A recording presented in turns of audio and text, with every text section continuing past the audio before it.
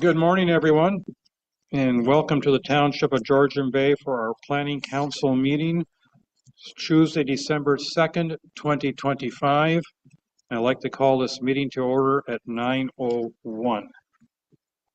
And in the spirit of reconciliation, we wish to acknowledge the enduring relationship between Indigenous peoples and the territories they have traditionally occupied. We recognize and deeply appreciate the connection they have to this place. The land, the water, the sky, and all that live on, in, and above it. We are grateful for the opportunity to meet here, and we thank all the generations of Indigenous peoples who have taken care of this place and who continue to care for it. And we want to show our respect. Hundreds of years after the first treaties were signed, they remain relevant today. May they guide our decisions and our actions.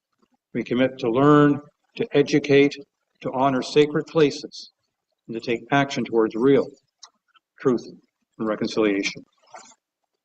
Miigwech. Council, any declarations of pecuniary interest or conflict of interest? All right, seeing none. And before I get to open forum, which we'll do momentarily, I just want to explain that we have Councillor Bocek is absent due to medical reasons this morning. He's hoping to join us later in the morning.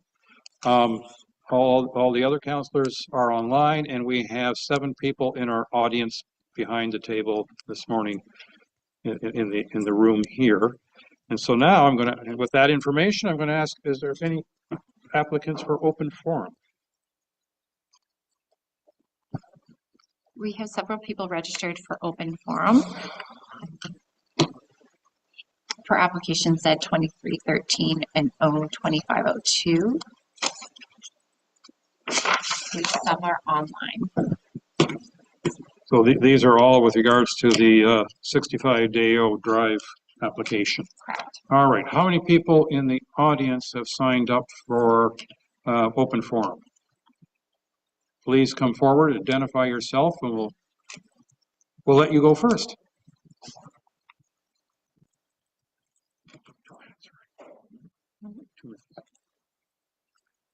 And as per the usual rules, 2 minutes. So when hopefully you get a little, you get the little red light glowing, you're on. Thank you. Thank you very much, Your Worship, members of Council. For the record, Stephen Fauner, Northern Vision Planning Limited, 109 Meadow Heights Drive, Bracebridge, Ontario, P1L1A4. I'm here representing a number of landowners, in fact, 29 neighbors. It was, I think, 27 in my first letter, but it's now gone up a couple. Would like to note too, in terms of, I do have some experience in Muskoka, about 37 years planning experience in Muskoka. So certainly seen a breadth of applications. In this particular case, the Bice matter, an official plan amendment and zoning bylaw amendment, in my opinion, it's clear in the township and the district official plan that you're to have backlots are to be on publicly maintained roads. And in this case, it's not. And that's the same within lots in the rural designation. In my opinion, a cornerstone policy of the official plans is that there's to be a single tier of development around the lakes, not to have a second tier. It's always been said, at least what I've heard anyways, is that Muskoka is not to be Wasaga Beach, for example. So it's a single tier of development. However, these applications do allow for a second tier. An official plan amendment does not mean that you basically get what you want, and it doesn't mean you can sort of disregard the official plan. You have to consider the framework of the official plan, and again, just because you have an OPA doesn't mean that you get approval. As I mentioned in one of my letters, if I were to bring forward a 5-story building, residential building on the water with an official plan amendment, does that mean that I get approval and you get to do whatever you want with an official plan amendment? And that's simply not the case. There will be, in cases like this, an increased demand for services. Snow plowing being one, of course, police, emergency services, garbage pickup, by allowing this type of development on private roads. In the area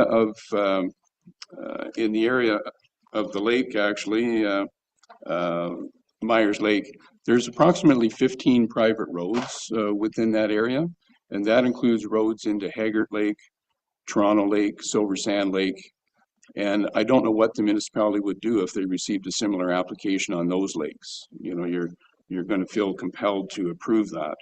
What would you do with a similar application on Harrison Trail, which is of course a very long private road? It's about 10 kilometers in length. So, and Arnold's Bay Road is another long private road. What would you do in those instances? 6 Mile Lake also has a number of private roads around it.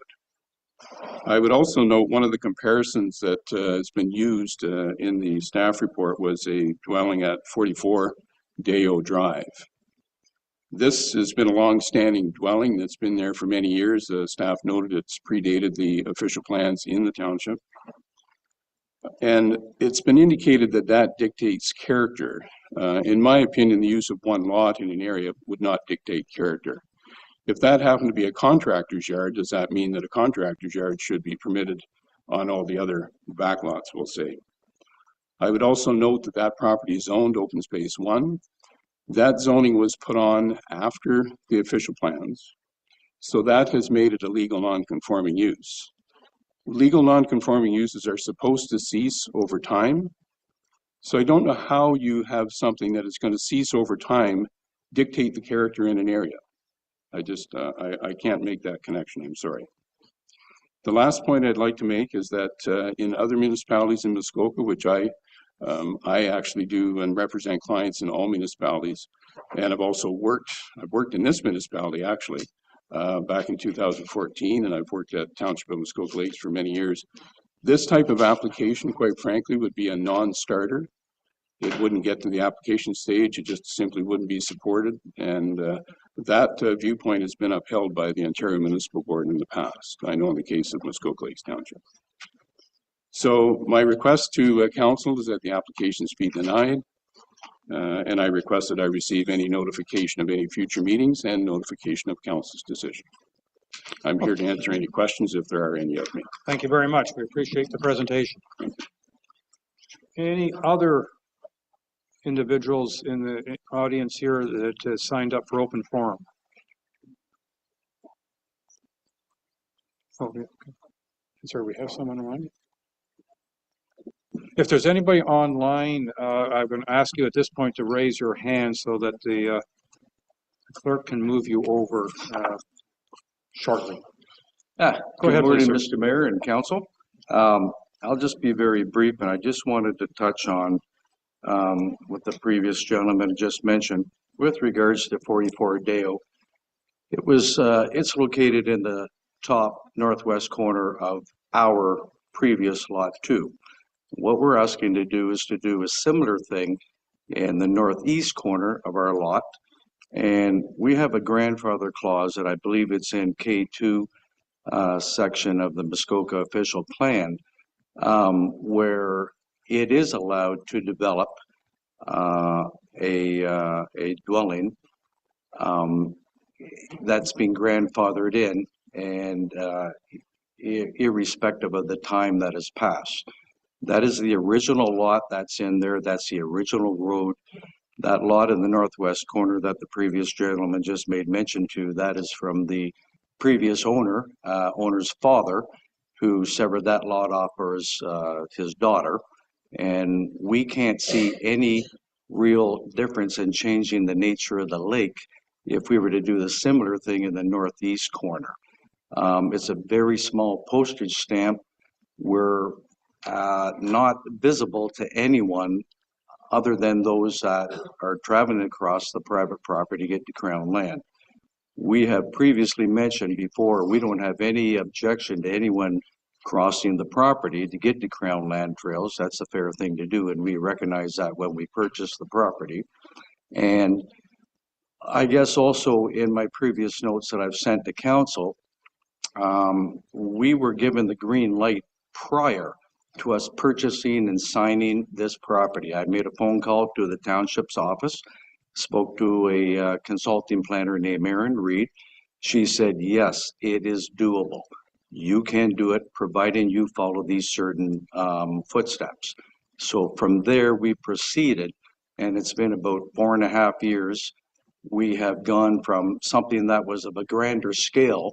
We've listened to the community, and we've narrowed everything down to the point where it'll be less intrusive on the neighborhood. So we really do respect the neighborhood that we've purchased into.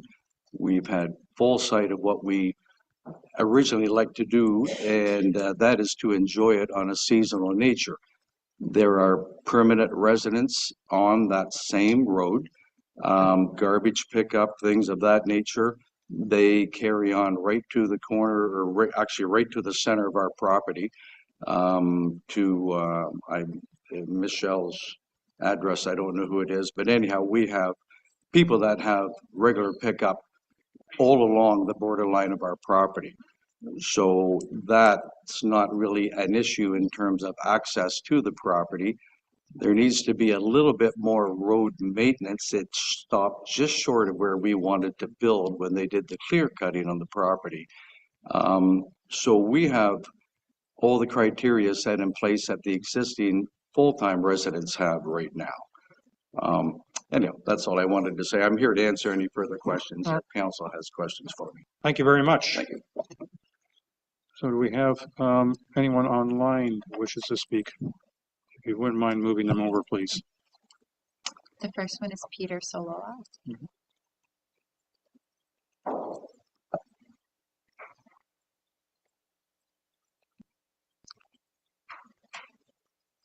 Mr. Solala.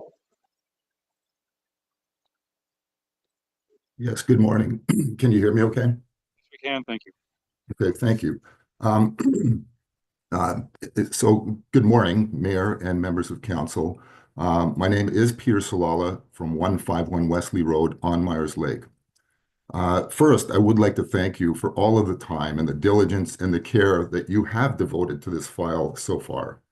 And I believe that your ongoing commitment to really principled, policy-based decision-making, it's really appreciated, certainly by the community at Myers Lake.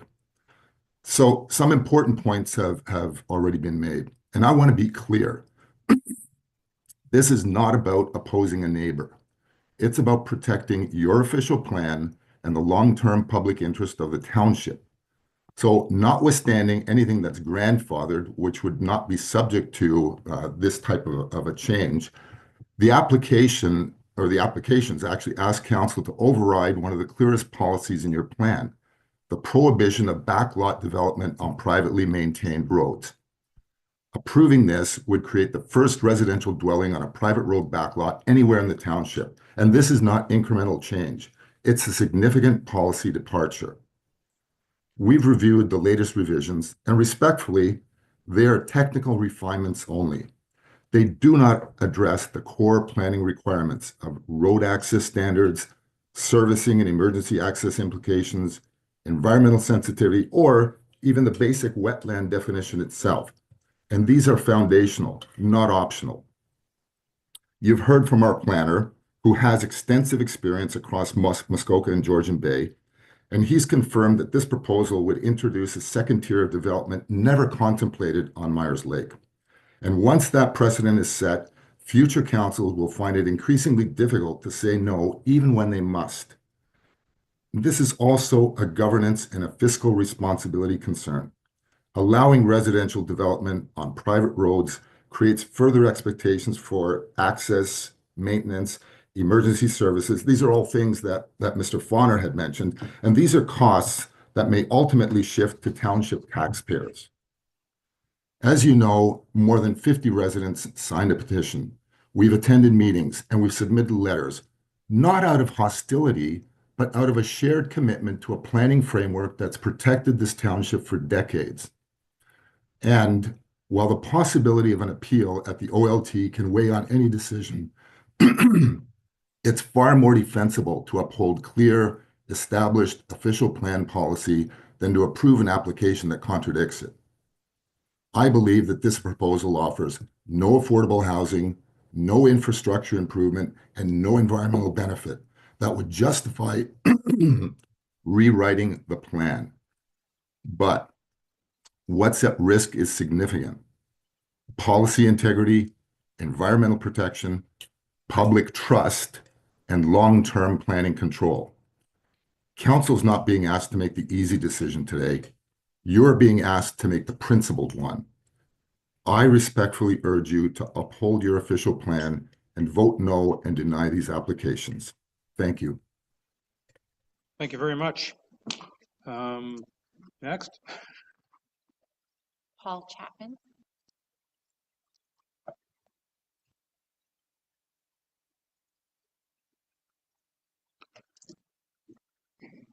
Mr. Chapman.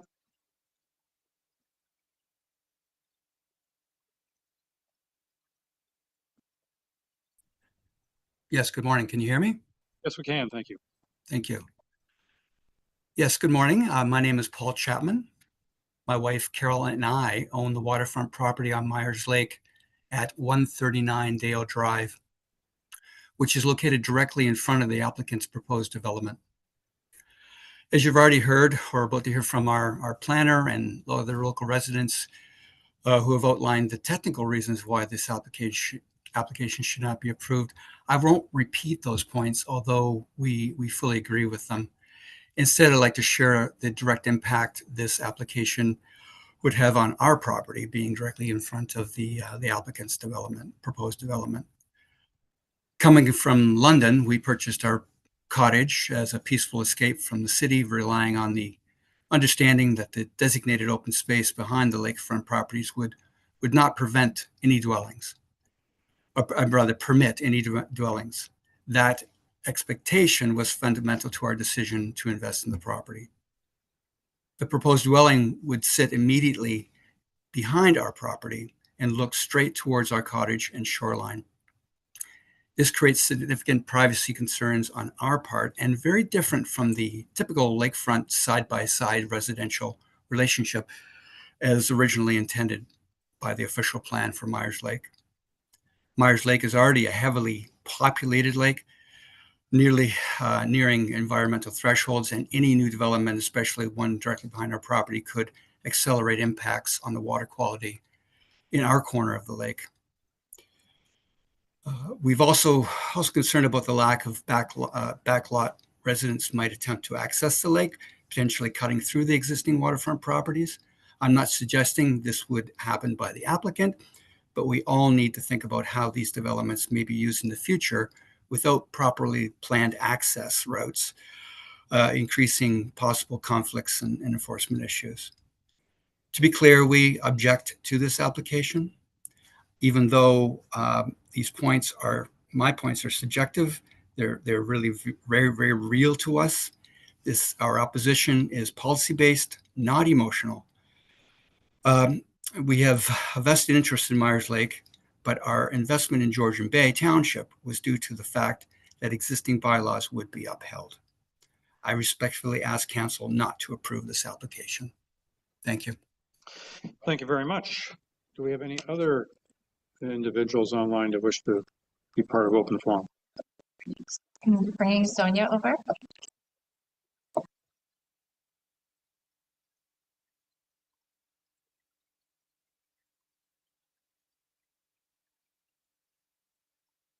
Ms. Klamasco, please go ahead. Yeah, can you hear me? Yes, we can. Okay, good morning, Your Worship and respected council members. I want first of all to thank you all for the extensive effort and time you have devoted to addressing our concerns, and also for this opportunity to speak to you. My name is Sonia Klamasco. I live at 103 Wesley Road on Myers Lake. As you know, there have been numerous meetings, emails, discussions, opportunities to express our concerns regarding the proposed changes to our bylaws. The multitude of emails you have received and the strong presence of owners at meetings demonstrates how important and how impactful we view these bylaw changes to be. Our lake is fragile and year-round homeowners to many of us, and year-round home to many of us. Our community actively, passionately, regularly, and earnestly monitors and protects the environment and the ecosystem of Myers Lake. Our close-knit community is in agreement that these damaging and risky bylaw changes should not be allowed, as they will potentially affect our lake, our environment, and our homes. Should they be allowed, the floodgates will then be open for every other backlot owner to bring similar requests to you. At the last meeting, when the town planner presented his appraisal of these bylaw changes, it seemed very clear to me that there was nothing positive or constructive for our community or for our environment or our homes in allowing these changes to be made. One can't help wondering why an individual would buy property knowing it would not be open to the very development that they were planning. Changing impactful bylaws for one owner in opposition to an entire community just makes no sense to me. My own research has led me to believe that other lakes have received similar requests, but I have yet to find any record that such changes were allowed in situations similar to ours. The backlots behind our lake were zoned as open space. They were not, and they are not intended for residential development. Please, please do not allow these changes to be made. These are our homes. Backlot development will have a tragic impact in so many ways on everything we know and that we love. Our lake, our peace, our wildlife, our families, our ecosystem, our very lives. Thank you very much. I'm very grateful for this opportunity to speak to you. Thank you. Next, we have Tracy Weir. Thank you. Go ahead, please.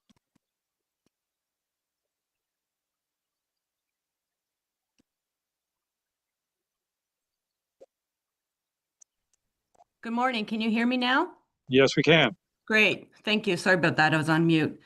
My name is Tracy Weir. My husband and I are at 41 Wesley Road on Myers Lake. I want to thank the mayor and the council for giving us another opportunity to talk about this application at 65 Dayeo Drive. The revised application submitted by the owners, the revision made dated October 28th, does not change our strong opposition to this rezoning application and the exceptions requested by the owners. The revision does not ultimately address the overarching issues and inherent risks with this application, which remains in conflict with the township's official plan. It has been a year and a half since Mr. Bice submitted this application, beginning with the biological research station to study snakes and caretakers lodge that were originally proposed by him.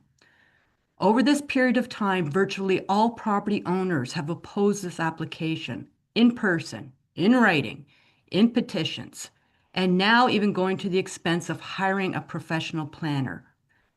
Clearly, the Myers Lake community does not want to see the official plan amended to allow for a second tier of development around our lake.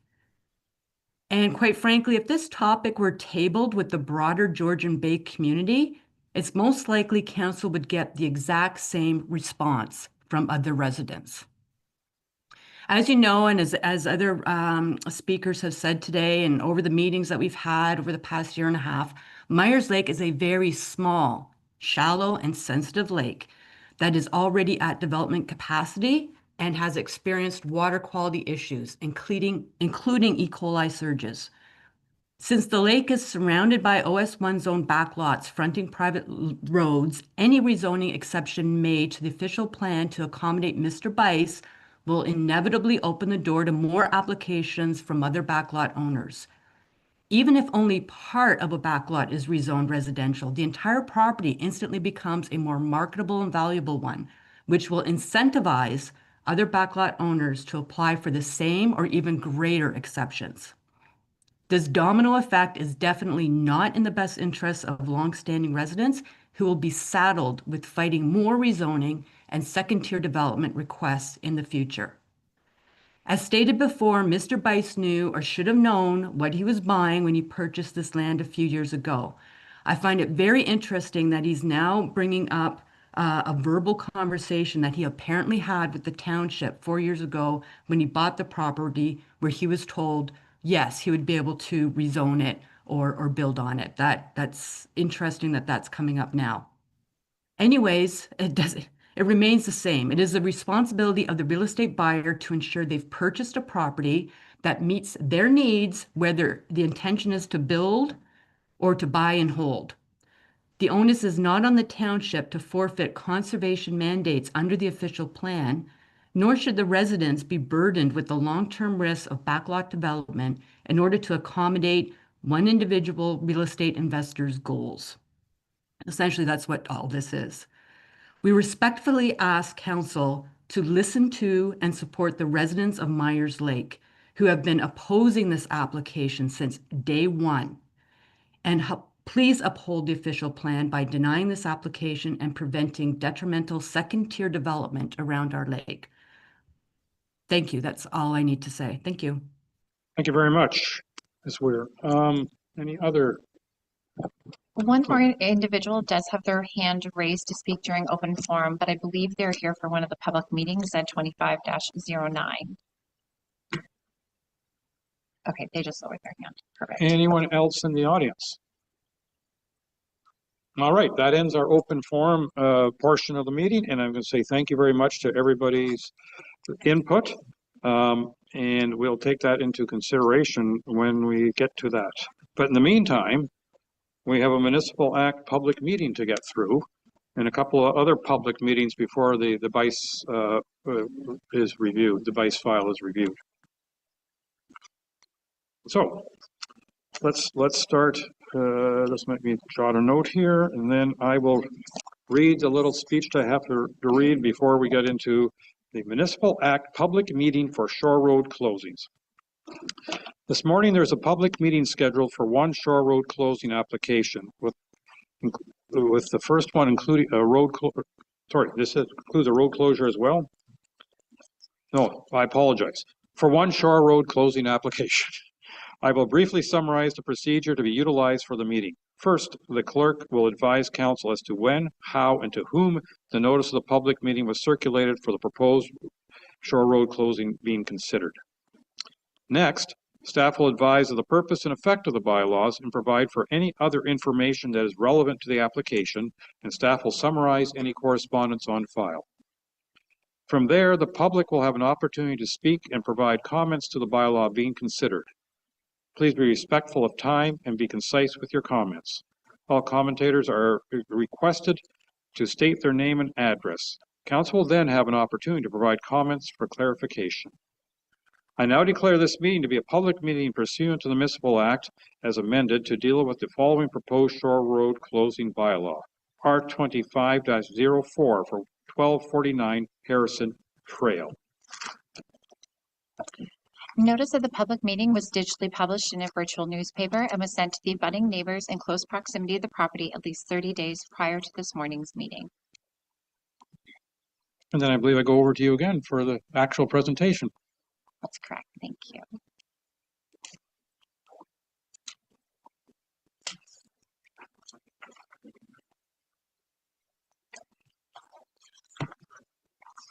So application R25-04 requests the purchase of the Shore Road Allowance at 1249 Harrison Trail.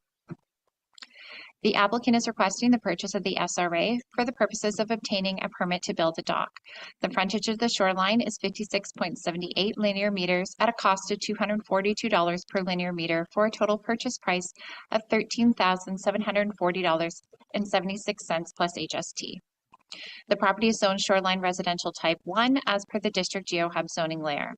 Although there are no open building permits on file, there is an order for building without a permit that has been issued in connection to a dock constructed by the previous owners. The applicants must own the lands in order to apply for a building permit, which would allow them to comply with the order. Also, no correspondence has been received for this application. The subject lands are located on the northern shore of 12 Mile Bay across from Moose Deer Point First Nation. Here's an aerial image of the location map. Here's a close-up of the subject lands. I would like to just point out the straight gray line running through the northeastern side of the boundary is actually just the lot line between lots 47 and 48, so it's not an easement or anything like that. And here's an aerial image of the subject lands. Here you can see the cottage and the dock. On this sketch, you can see the cottage with a screened-in porch and deck, sheds, kayak stand, sauna, and shed with decking, and the dock. And on the survey, you can see part 1 to be transferred to the applicant. Thank you. Thank you very much. Are there any members of the public who wish to speak to this matter? No hands raised online. Then I'm going to turn it over to council. Council, any comments? Councilor Predko.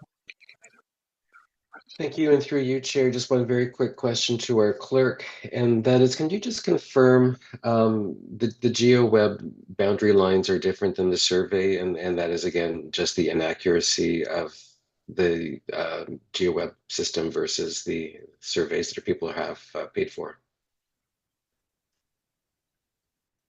What boundary line are you specifically? The cottage appears to be on the lot line on the one set of overhead images, as opposed to the survey where the cottage is clearly within the proper setbacks.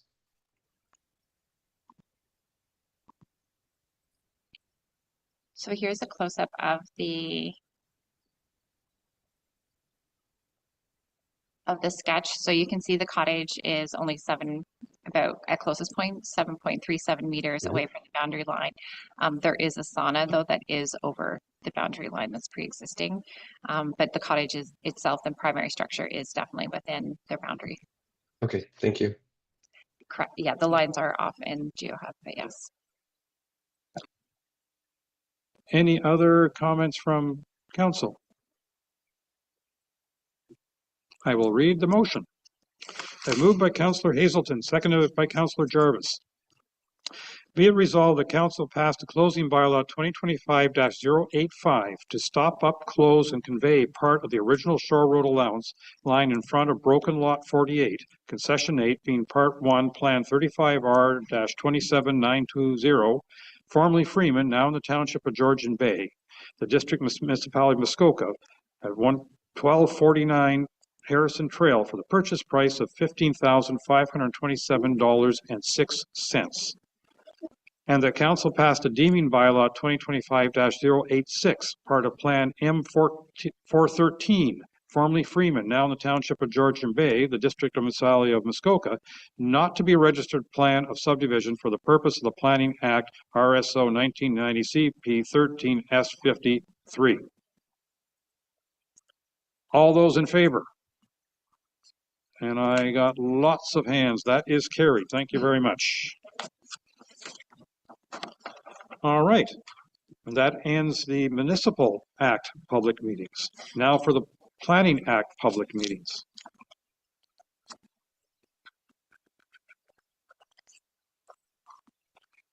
This morning, there's a public meeting scheduled for 3 proposed zoning bylaw amendments and 1 official plan amendment.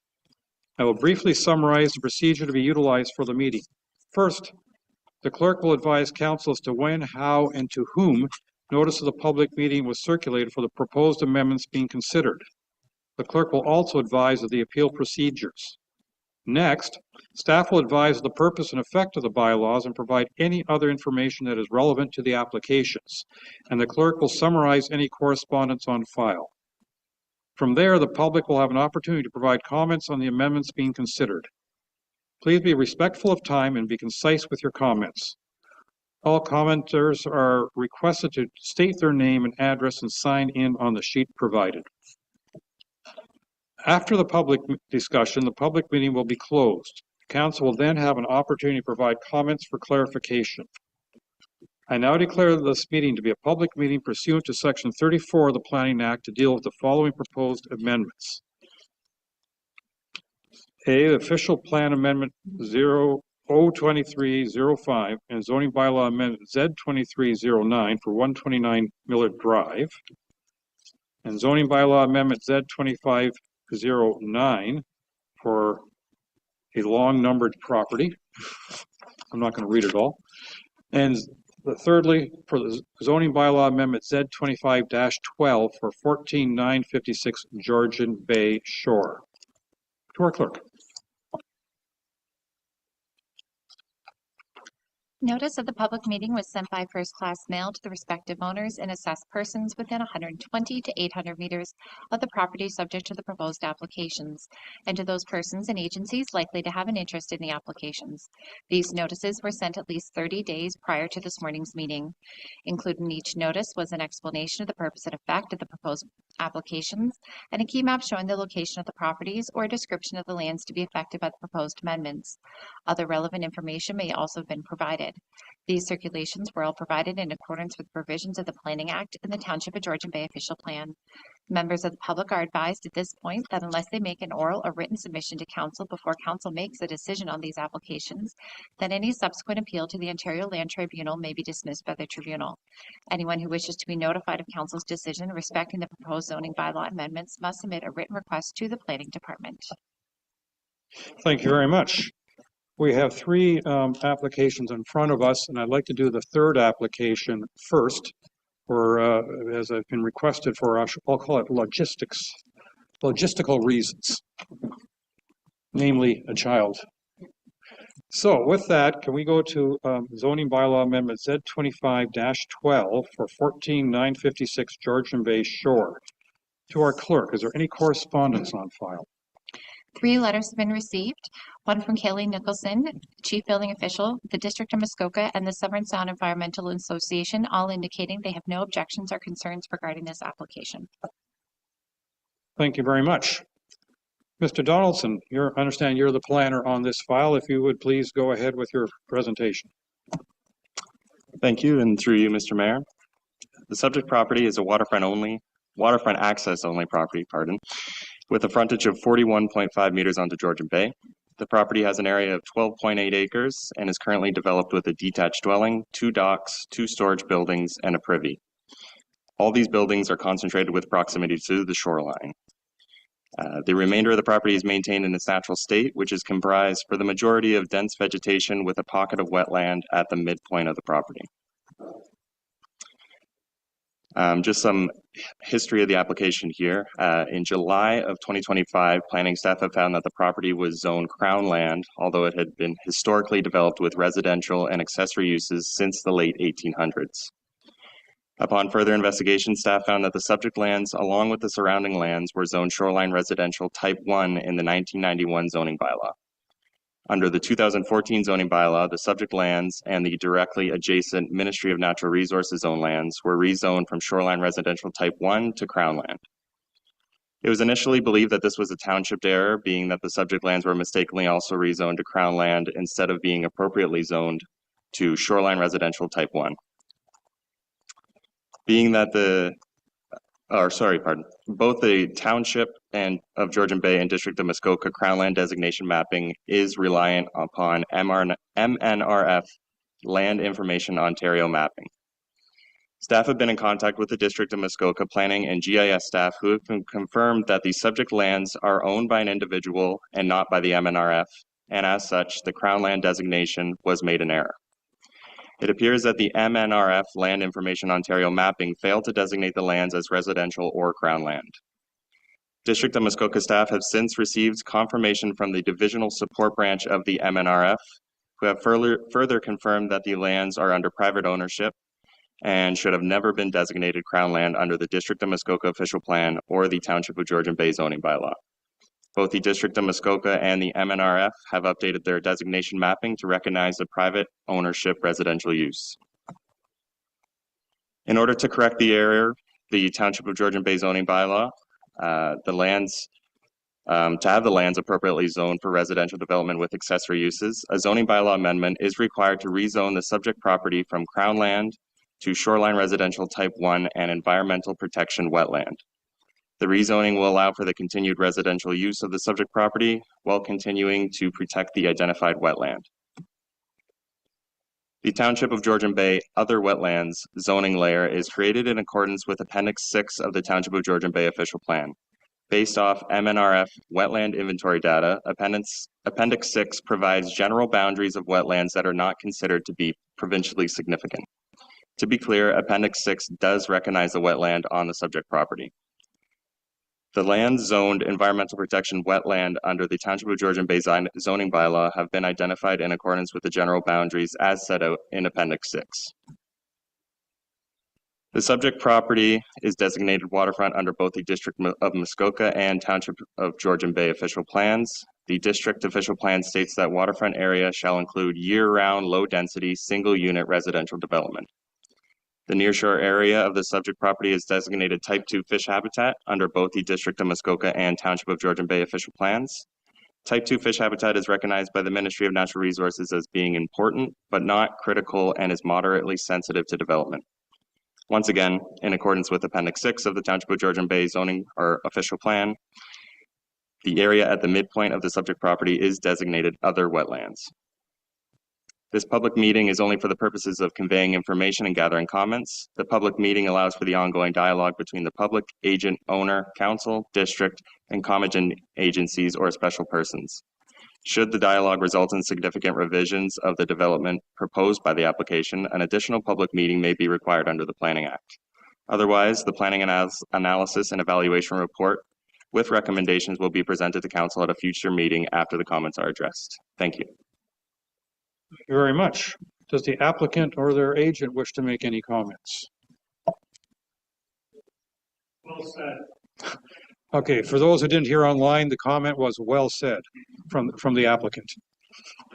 All right. Are there any members of the public who wish to comment on this application?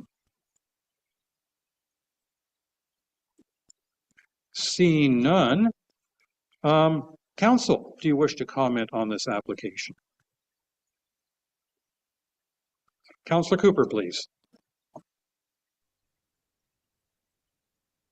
Just a comment for our planning staff to take a look at the frontage on this lot. Is there anything that you're going to put into your recommendation that would deal with a very small frontage in terms of restrictions? That's really what I'm requesting you consider that because the frontage is certainly not standard by any means. Maybe I guess it's an existing lot, but the frontage is really minimal. Comment? Mr. Donaldson. Kind of to piggyback on exactly what you ended your point with, it's an existing frontage. The lot boundaries have existed this way, again, since our first zoning bylaw. I don't believe in this case with a simple rezoning to rezone it to what it should be as residential and accessory uses would warrant gaining any more frontage. And in that case, there is no way to gain any more frontage unless there was some sort of property boundary adjustments. Mayor? Mayor, could I make another comment to that, please? Yes. I wasn't suggesting that you could find frontage anywhere else. I was wondering if there would be some sort of planning site restriction, shall we say, because of such a small frontage. In other words, would a boathouse be allowed in the frontage? Would a boathouse and a dock, or 2 docks? How many docks? All that kind of thing, I think, is the point that I'm raising, not that you'd find frontage somewhere else. Thank you. Director Wood. Thank you. Thank you, Mr. Mayor. I don't think it's mine. How's this? No, it's not an echo.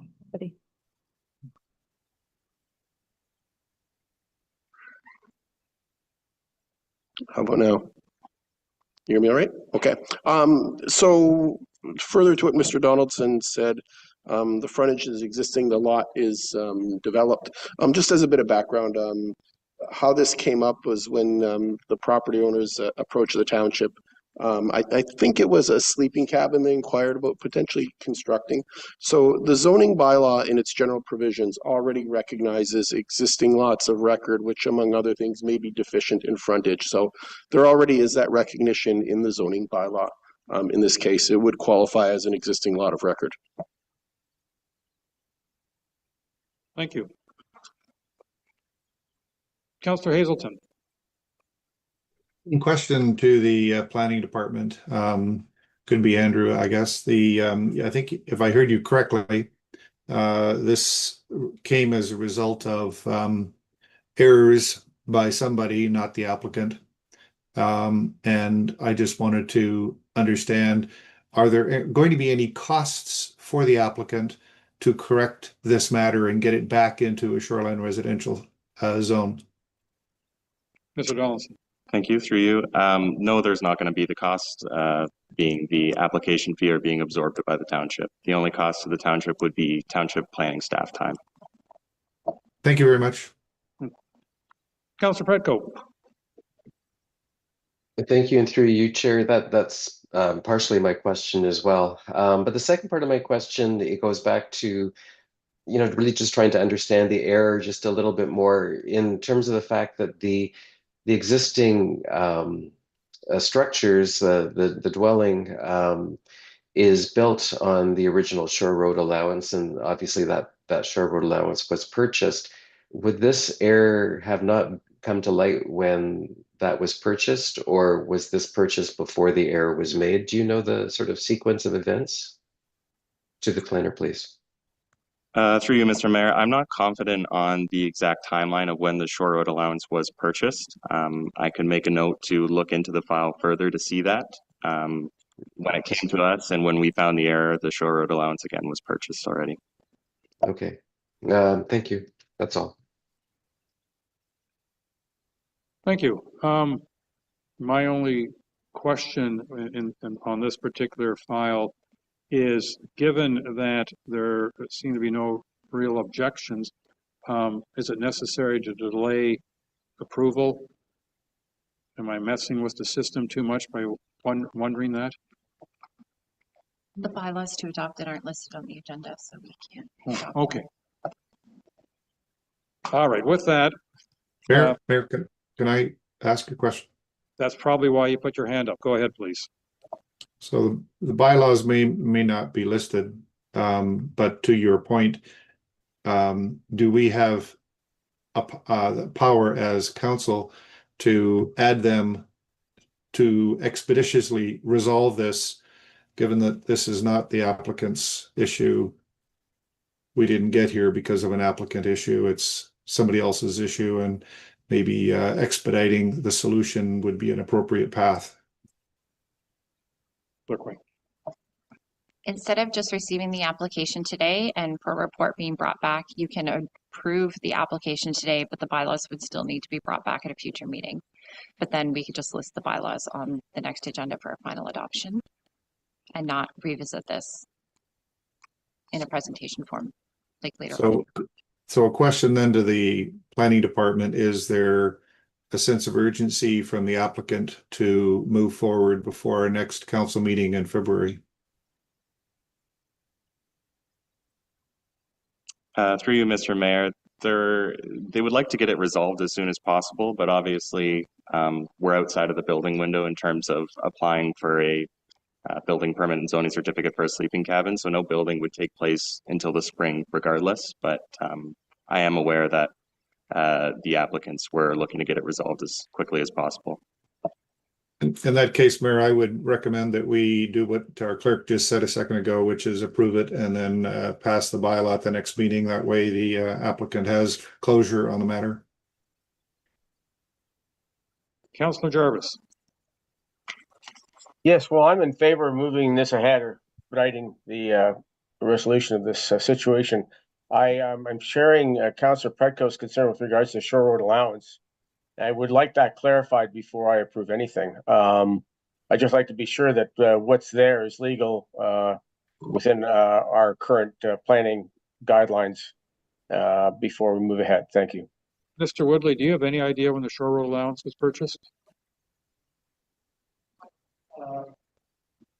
We purchased the property in 1970, but the original property, the stone barn, that was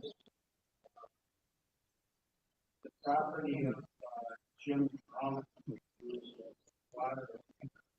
But okay, if we're going to have a lengthy explanation, I have to get you to the mic, but I just wondered if you knew when the shore road allowance was purchased. Was it already owned?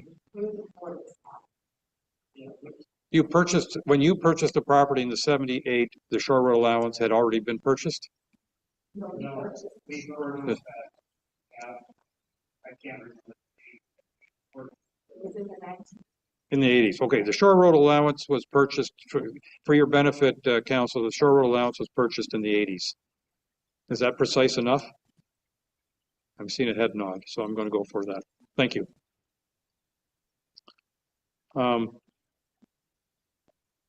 Madam Clerk. I'm looking to the planner to see what information you need adopted, or if you just want us to say that it's being approved as presented and have the final motion with the bylaws in February.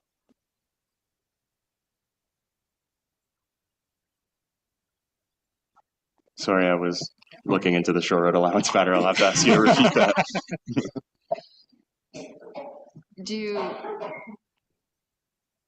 Normally, there's a lot of planning jargon.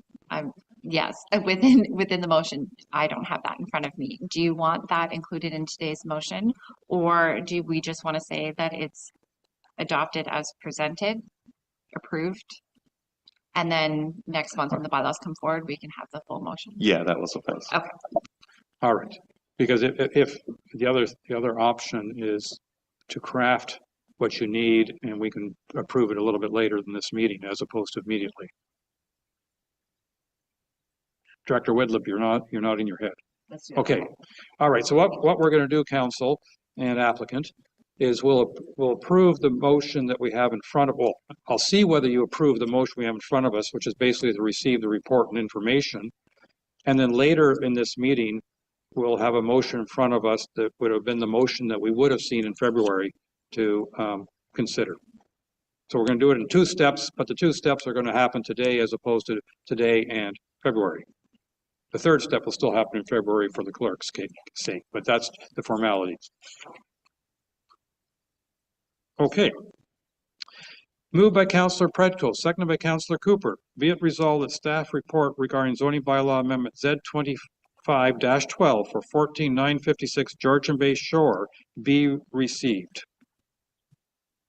All those in favor? It has been received. Thank you very much. All right, now let's go to application A in front of us. And that, there we go. Application A is for official plan amendment 023-05 and zoning bylaw amendment Z23-09 for 129 Millard Drive.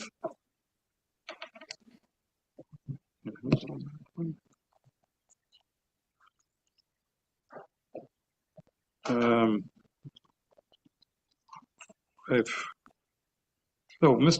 McCabe, I believe you're on this. Well, that's probably why your microphone's on, just waiting for me. Planner McCabe, could you please go ahead? Thank you, Your Worship, and good morning. Good morning, Your Worship and members of council. The meeting this morning is a statutory public meeting under the Planning Act and is to present and gather information from the public and council on the proposed official plan amendment and zoning bylaw amendment. Staff are not prepared to provide a recommendation at this time. The subject lands are located at 470 meters east of Sweets Portage Road at the terminus of Millard Drive on the shoreline of Gloucester Pool.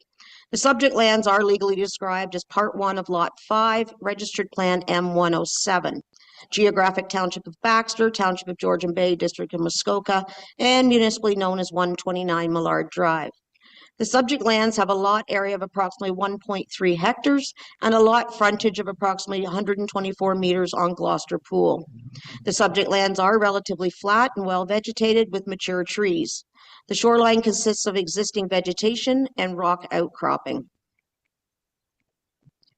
The purpose and effect of the proposed official plan amendment is to establish a site-specific policy framework to permit 3 sleeping cabins within the 20-meter front yard setback of a shoreline property. The purpose and effect of the proposed zoning bylaw amendment is to create a site-specific amendment subject to the creation of a new residential parcel and an easement to provide ingress and egress to the new lot in consent files B2322 and B2406.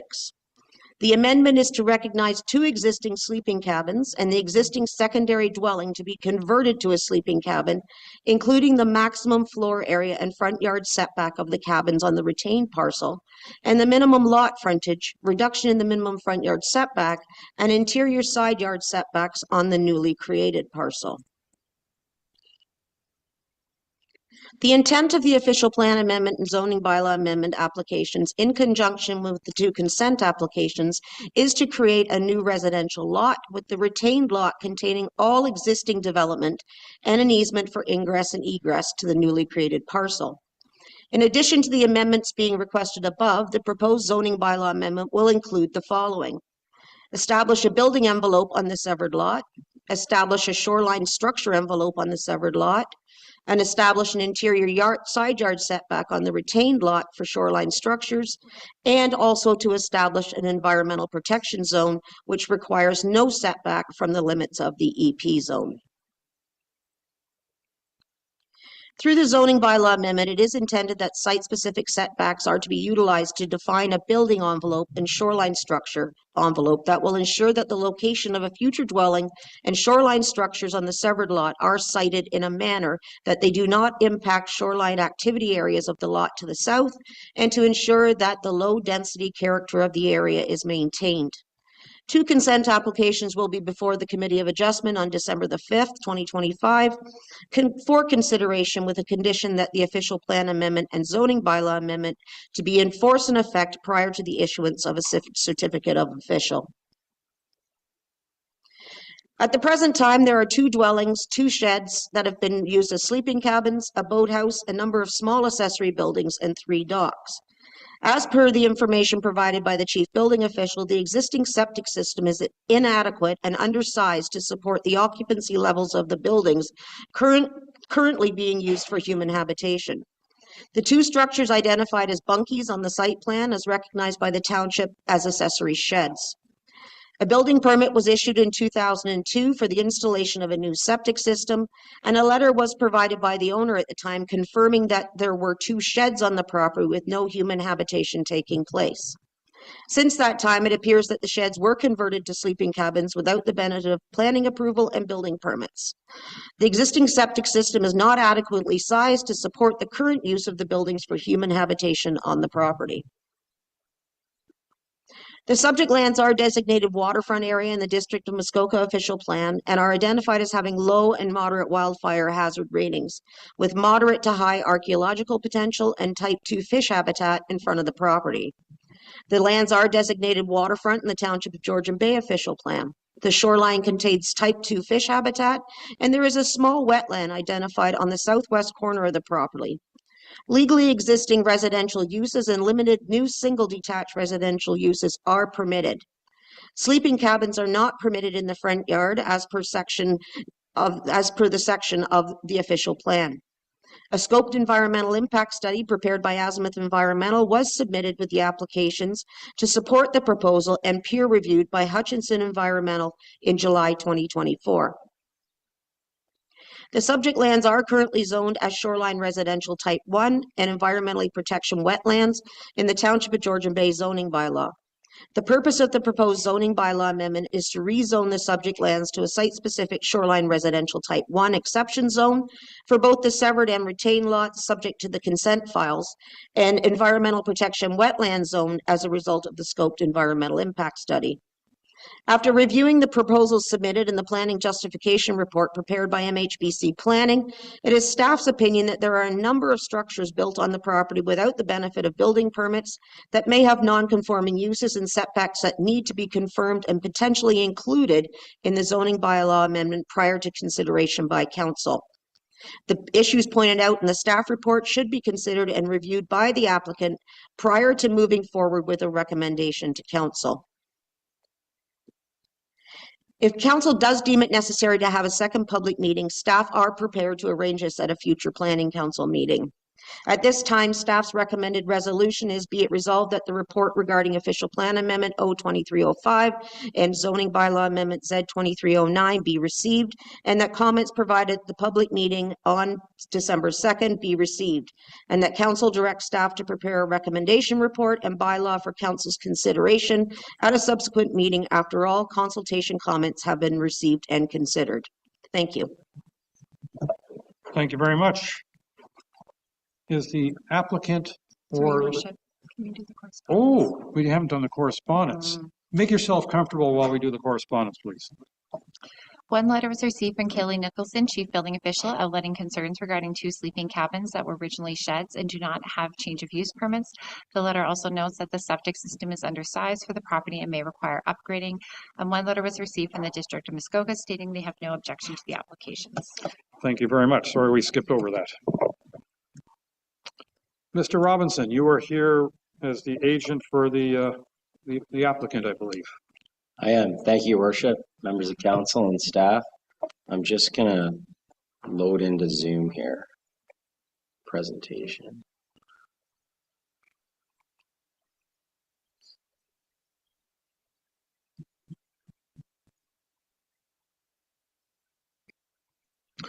I don't intend to cover off everything that Ms. McCabe covered. She did a great job providing sort of an overview of the application, what's going on.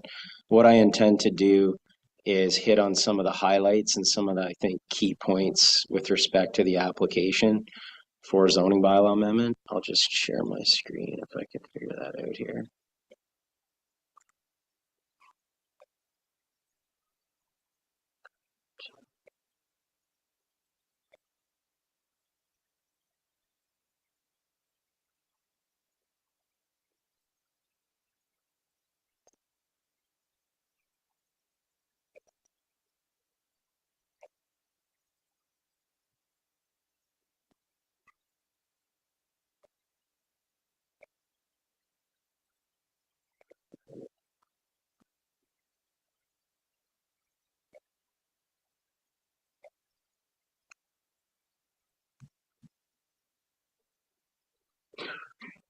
There we go.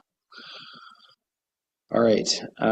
So just a couple of items about the location of the property. So one of the unique aspects with respect to this property, it is located on Gloucester Pool.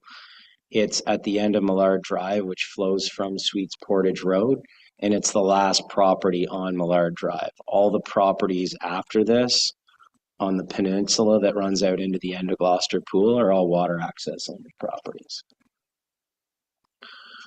The subject lands are identified with an X on this screen here. You can see in comparison to the surrounding lot fabric, this is the largest, if not one of the largest properties that remain sort of in that area of Gloucester Pool.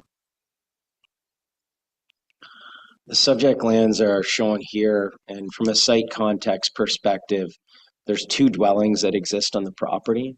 Ms. McCabe provided an overview that there's a number of buildings and structures that exist on the property, and effectively everything that's there is legal non-conforming or legal non-complying from that respect. And I'll just provide a bit of background about that and how the history of this sort of area developed, because I think it's important in terms of providing the context and sort of how we got to this point and what's being proposed.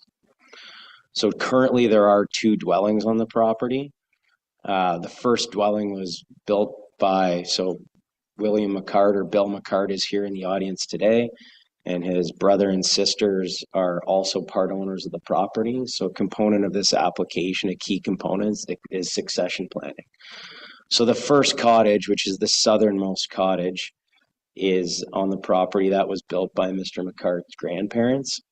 And that was built in the 50s. And then subsequent to that, there's a second cottage built on the property by Mr. McCart's father, which that was sort of the main cottage after that. And I'll provide some sort of details with respect to size. So in terms of the cottages, the first cottage that was constructed on the property, which is the building that's proposed to be converted to a sleeping cabin, it's 68 square meters in size, or 740 square feet. And the zoning bylaw amendment application does propose that building be restricted to that current size, that it be converted to a sleeping cabin, but not be permitted to expand beyond the 740 square feet that it currently is. I'll call it main dwelling on the property, which was the building developed by Mr. McCart's parents. That cottage is 1,259 square feet, or 117 square meters in size. So that's the main cottage on the property. And it was built in the 60s, as I understand it. So you think back, you had an original cottage built in the 50s, a second one built in the 60s on a sort of rather large property, which is sort of standard back in the day. So we're at the stage and point now, or time now, where there's some succession plan going on, and there has to be considerations for how to best move forward with future redevelopment of the property. I'm just going to go through a couple of slides. So this is a photograph of the main cottage. This is the 1,250 square foot cottage. And what I'm doing here is sort of rotating along the shoreline. This view is looking towards the south now.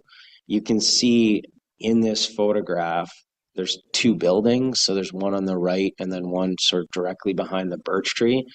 Those are the two existing sleeping cabins that are on the property today. Those sleeping cabins have a size of, the one is 177 square meters and the other is 180 square meters. Sorry, square feet, my apologies. 177 square feet and 180 square feet. So 16 square meters and 17 square meters. What this application proposes to do is restrict those two sleeping cabins to the size they currently are now. So yes, there's a proposal to allow for 3 sleeping cabins on the property, which would exceed what the current bylaw standards are, but it's really to recognize what's there currently and not permit expansions. So effectively not changing the character of that shoreline environment beyond what exists today. So again, this is a photograph that looks south, and sort of after the second sleeping cabin and kind of around the corner from that is where the second dwelling is. So you can see the dwellings are well spaced out and are effectively what you'd see in other areas of Gloucester Pool.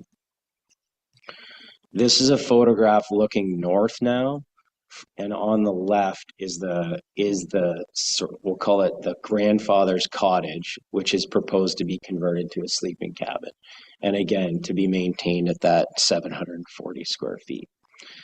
And council and members of the public, the official plan amendment that relates to this application really focuses on the sleeping cabins and allowing sleeping cabins in the front yard.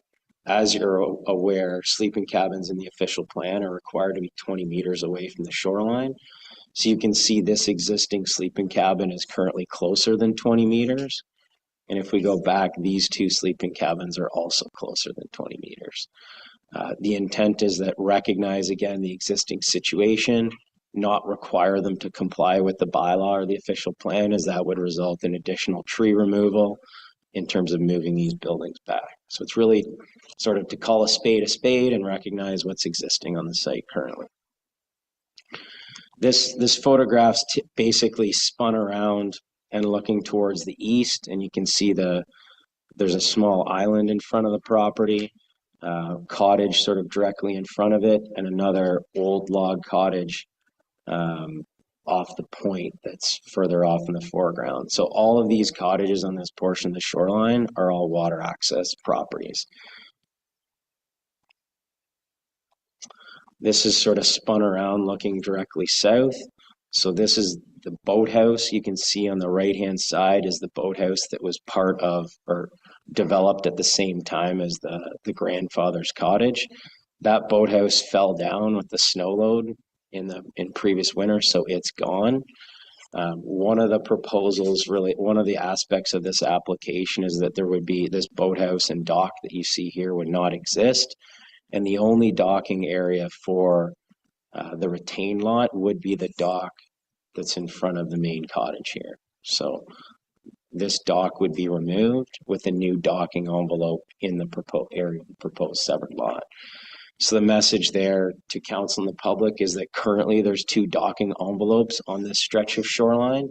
If these applications are approved, there'd be no net increase in number of docking envelopes. There'd only be 2 docking envelopes on this stretch of shoreline. The cottage that you see, so effectively the new lot, the property line ends just past the birch tree. Effectively, the boathouse on the neighboring property to the south, which is formerly the Elsom property, which is now the Dooley property, that boathouse is basically right on the lot line. It does contain some sleeping quarters above it. Again, that was a legal non-complying issue. That property was developed back in the 50s as well. So this, what you see now is, again, a bit the boathouse in the foreground, which is no longer there, the dock, which has been removed, and that area that you see sort of prominently in the photograph is the area of the proposed severed lot. And I just want you to keep that in mind as we move to show you a site plan, and that the requirement for the site plan is that new development is a minimum of 20 meters setback from the water. As evidence in this area, historic development has been quite close to the water and not meeting. Obviously, all existing development in this area is non-compliant. There is a very prominent rock feature that I'm standing on when this photograph's been taken that you can see in the foreground. And the intent is that that prominent rock would be part of the retained lands where the sort of, we'll call it the grandfather's cottage was. The grandfather's cottage, effectively, there's no buffering between that and the rock. Why that's important is because that's the reason for the reduced lot frontage request for the proposed severed lot. This lot, and we're not dealing with lot creation today, but one of the aspects of the zoning bylaw is proposing reduced lot frontage for the severed lot. This stretch of shoreline has sufficient frontage to have 2 lots that meet the requirements of the zoning bylaw, that meet the 60-meter requirement. But the request is for 1 lot to have, I think it's 57. Let me just make sure I got that right. 1 lot's proposed to have 54.6 meters of frontage, and the other lot's proposed to have 65.3 meters of frontage. And that's really to reflect the existing placement of buildings and structures on the property. So as this historic sleeping cabin or grandfather's cottage doesn't have to be moved to adjust the lot line to meet the bylaw requirements. The message is that this entire shoreline frontage would have the same number of dwellings, regardless of whether both properties meet the 60-meter requirement or if one's slightly over and one's slightly less. And we think it makes good planning to allow for the one to be slightly less and one to be slightly over based on the topography of the area. This photograph just shows the back of the main cottage, and then on the left-hand side, and you can see the 2 sleeping cabins that have existed since the 50s.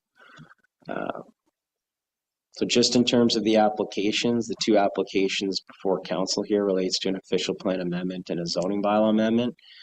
The official plan amendment, again, is focused on the location of the sleeping cabins within the front yard. The zoning bylaw amendment, again, deals with the sleeping cabins in the front yard and then provides for some reduced setbacks, which I'll outline, in establishing building envelopes and lot sizes, which I'll detail in the site plan stage. So just in terms of the site plan, this photograph, and I wanted to go through those pictures because I think it helps people sort of set the stage for this drawing. So the photographs that were taken, I don't know if you can see my pointer in the upper left-hand corner, but that's the location of Mr. McCart's father's cottage. So that was the second one built on the lot. It's really focused in a northerly direction. And there's the two docks that exist out in front of that cottage currently. Those are proposed to be maintained. The 2 sleeping cabins exist here along the shoreline in close proximity. This in the center portion here, this is the grandfather's cottage, and you can see the prominent rock feature located just to the right of that. So if the proposed applications were to comply with the zoning bylaw, effectively this lot line would have to extend straight through to the point of that rock, and that cottage would have to be moved over to comply with the zoning bylaw, which would result in vegetation removal, which they could do, but it's not a preferred solution because it would result in more site alteration, and they would like to keep that prominent rock on their property. So the result here is that the proposed, I'll change my focus now to the proposed severed lot. So the proposed severed lot is identified in green. What's been a couple of key elements of the zoning aspect of the proposed severed lot is that the minimum required side yard setback for docks in the zoning bylaw and boathouses is 5 meters. This application actually proposes to increase the side yard setback associated with the south lot line to 15 meters to push it away from the existing Dooley boathouse, which we also have identified has sleeping quarters in the upper story of that boathouse, and that's a legal non-complying situation. So to try to limit potential impacts on that property owner. The other aspect is meeting the minimum 20-yard setback requirement. So we've sketched out a proposed dwelling location and a proposed building envelope in orange, and that is identified sort of central to the property. There is a proposed 15-meter setback from the building envelope or for the shoreline envelope as well from the proposed lot line on the north side of the property as well. There is a low-lying area that Ms. McCabe identified sort of in the just past the 20-meter front yard setback line or shore road allowance area, which is identified here, and we've kept the building envelope out of that area. And then at the very rear of the property, there's a wetland feature or an EP zone. So currently this property is almost entirely is designated shoreline residential 1 or zone shoreline residential 1. As part of the zoning bylaw amendment, effectively, I'll show you on the next slide, but the low area and everything to the rear is proposed to be zoned environmental protection. So a significant increase in environmental protection zoning on the property. In terms of this building envelope, we've tried to establish 2 items. One is try to keep the potential dwelling location as far away from the neighboring property to the south and their boathouse. And so it's the dwelling location is about over 30 meters from the boathouse location and probably about 50 or 60 meters from the cottage on the neighboring property. We think that spacing of buildings and structures is consistent with what you see in this area of Gloucester Pool. And it really pushes it sort of closer to the rear of the property and away from view from the shoreline. This shoreline is heavily vegetated in the front yard. It's a very nice maple bush actually in this area and hardwood bush in this area. So lots of hardwoods, lots of oaks, a little bit different than some of the other areas which are predominated by a lot of pine. But it is a pretty heavily forested front yard, which does provide for good screening. Just go to the next slide here, just a second.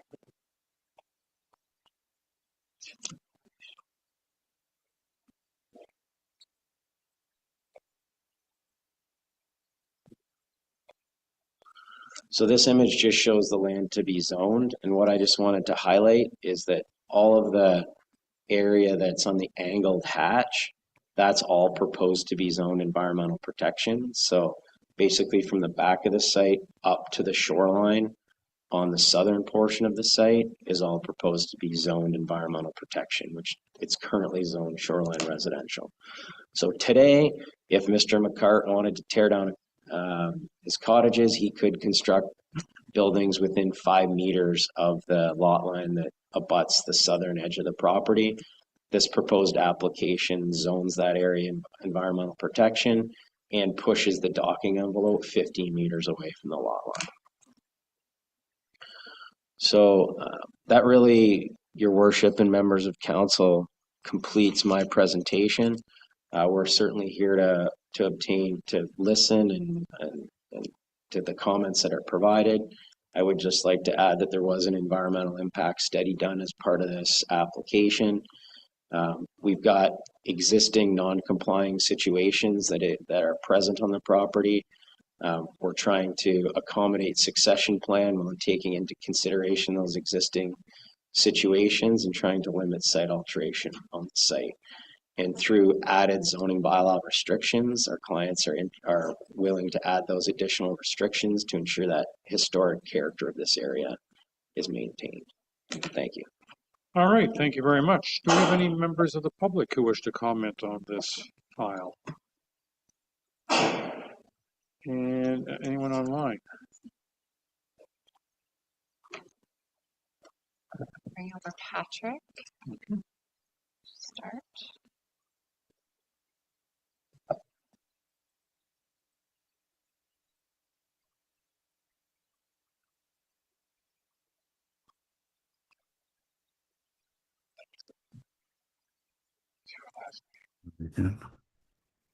Can you hear me? Yes, you can. Okay, my name is Catherine Dooley, and my family is at 2141 Severn River Shore. And we've been next door to the 129 Millard Drive for about 70 years. Thank you, Council, for keeping us informed of the plans. The McCart property is the last cottage on the road, and our cottage is boat access only. And we are cooperating with the McCart family for in their severing of the property. However, we do have a couple of comments regarding the plans. The envelope for the shoreline structure is very close to our existing boathouse, and we hope that it can be moved further northward where they had an existing boathouse. And the second comment is that we also hope that the car parking area could be so that it's not visible from the lake, especially since the rest of the cottages down the line are boat access only.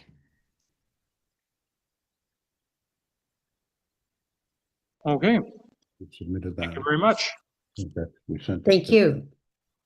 Do we have anyone else online that wants to add to the conversation?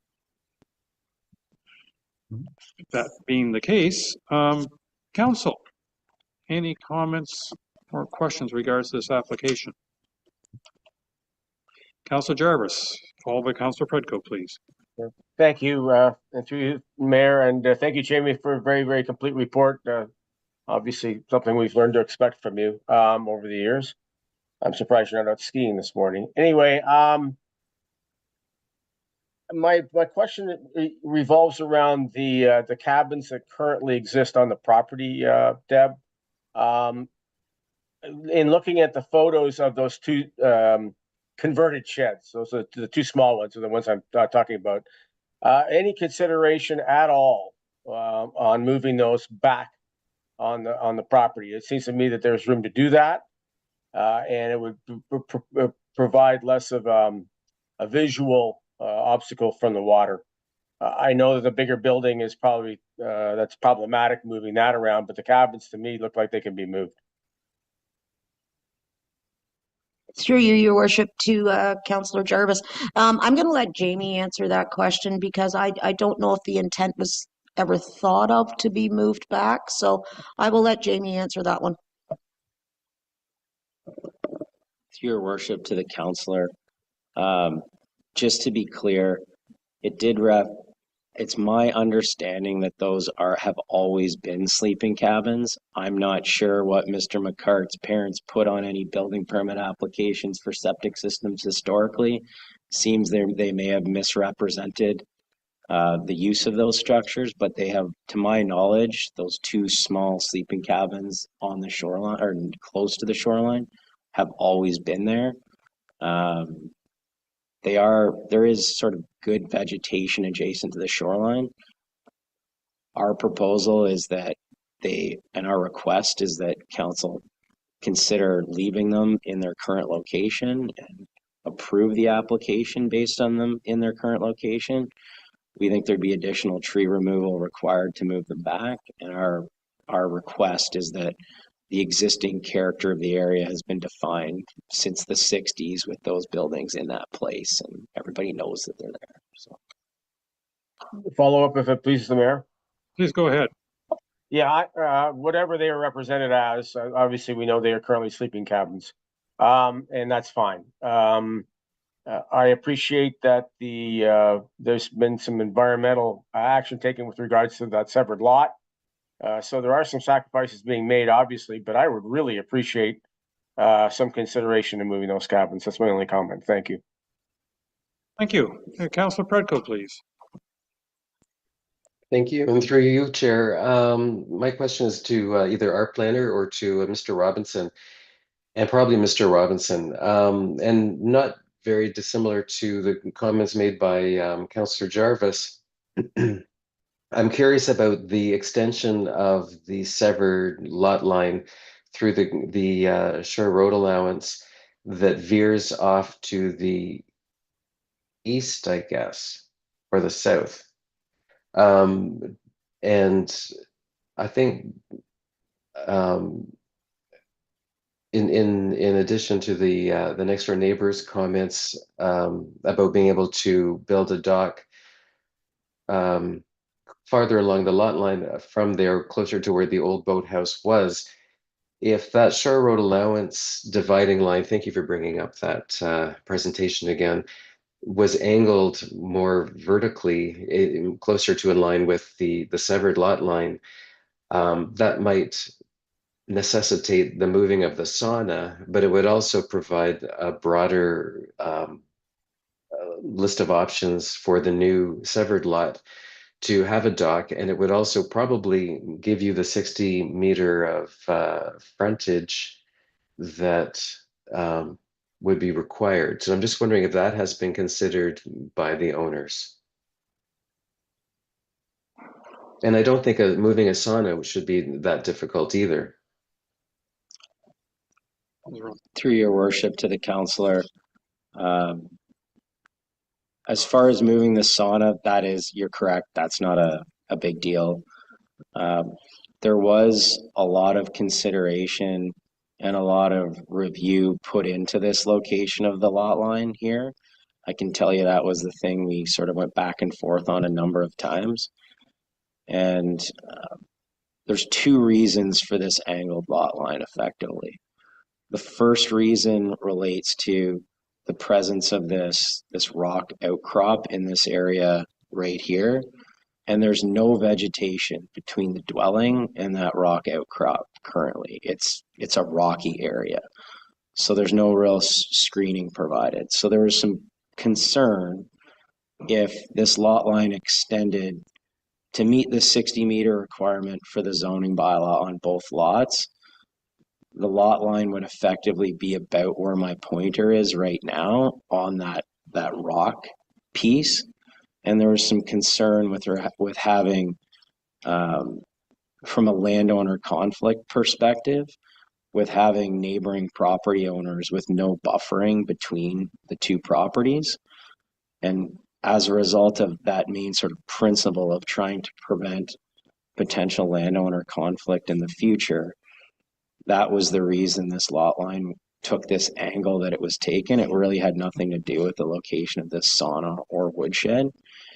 And in saying that, there was also some consideration with respect to landowner conflict with the southern property to the south, Mr. and Mrs. Dooley's property.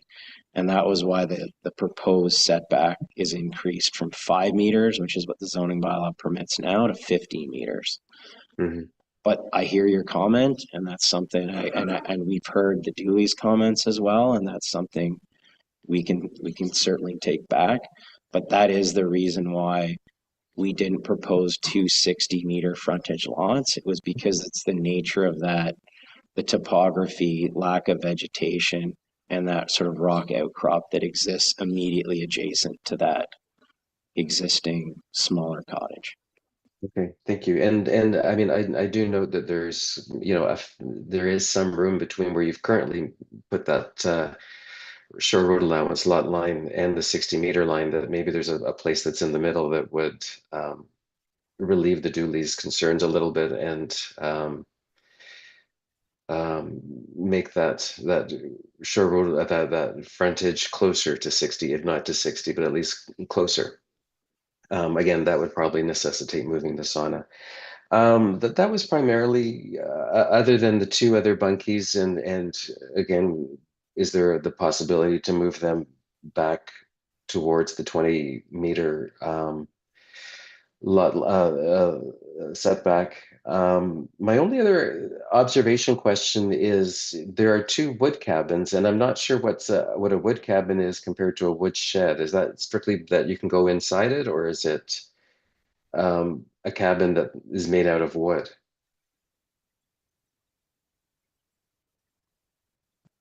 Through your worship to the counselor. The one at the back here, or is it back at the back? That was brought to the site.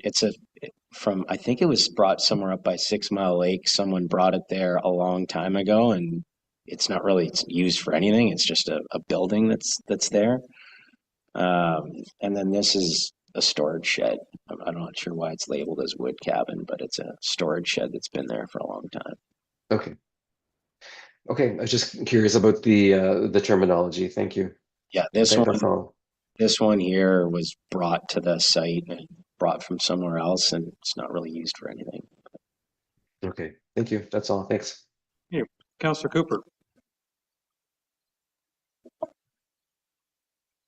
Thank you, Mayor. I have a few comments. Primarily, I'm concerned about 3 sleeping cabins and precedent being set.